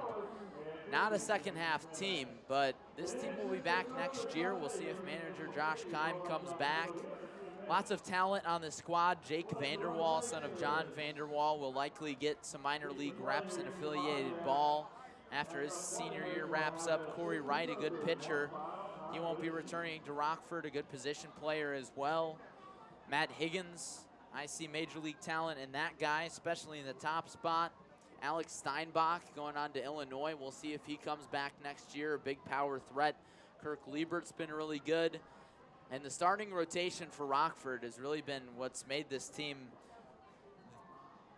gotten the team to this point, really. Kept them in the playoff race. I mean, guys we saw all throughout the year, Brad Littleton, Casey Ford, guys that aren't on the roster now, but Zach Jones was good for Rockford in the rotation. Jarrett Olson, the aforementioned. Jordan Nelson, a D3 guy who's been solid for Keim all year. Just going down the list, a lot of talent on this Rockford team, and they fought to the very end. It's hard to say goodbye for this Rockford team and us up here in the booth. We got to see plenty of guys who we'll likely see in at least minor league affiliated ball. You know? Yeah, certainly. You've got just some guys who are no longer on the Rockford team. Casey Ford could have been the best pitcher in the Northwoods League, save an innings limit. Easton Morrell, phenomenal. The infield, the entire middle infield of he, Comia, and Dutton all have incredible talent as Kokomo players are spraying the fans with water guns. Just having some fun the last day of the year. Wow, it's come to an end. It doesn't seem like it was only 3 months ago when I pulled up to Rivet Stadium knowing nobody in late May and acclimating myself to a foreign land called the Midwest. And whatever Casey's General Store was, something I've fallen in love with. Biscuits and gravy, all that stuff, and you know, I'm gonna miss it. Yeah, I'm sure you are. The Midwest, a great place, and you've traveled the Midwest, just about every blue-collar town and every place in between on bus travel between Kokomo, Indiana, and Green Bay, Wisconsin. You've probably seen it all, as have these Rockford Rivets. We've seen just about everything this season on the baseball field and off the baseball field, on the bus, in the hotels, the stories, the good baseball playing, and the bad baseball playing. We've seen just about everything in a 72-game season, as you might expect. The longest season in collegiate baseball across the country. You won't find better baseball anywhere in the Midwest collegiately. So just some housekeeping. Rockford falls to 33 and 39, 14 and 22 away from home. Kokomo improves to 29 and 42. A 71-game season for them, and at home they finished 18 and 18.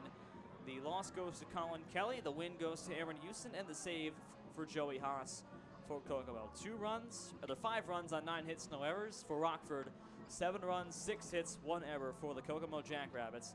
Final time of the game, 2 hours and 56 minutes from 1:05 to 4:01 Eastern Time here at Kokomo Municipal Stadium in Kokomo, Indiana. Well, Larry, it's been a pleasure. It has been a pleasure, partner, as always, doing a great job. And I've learned a lot from you this year.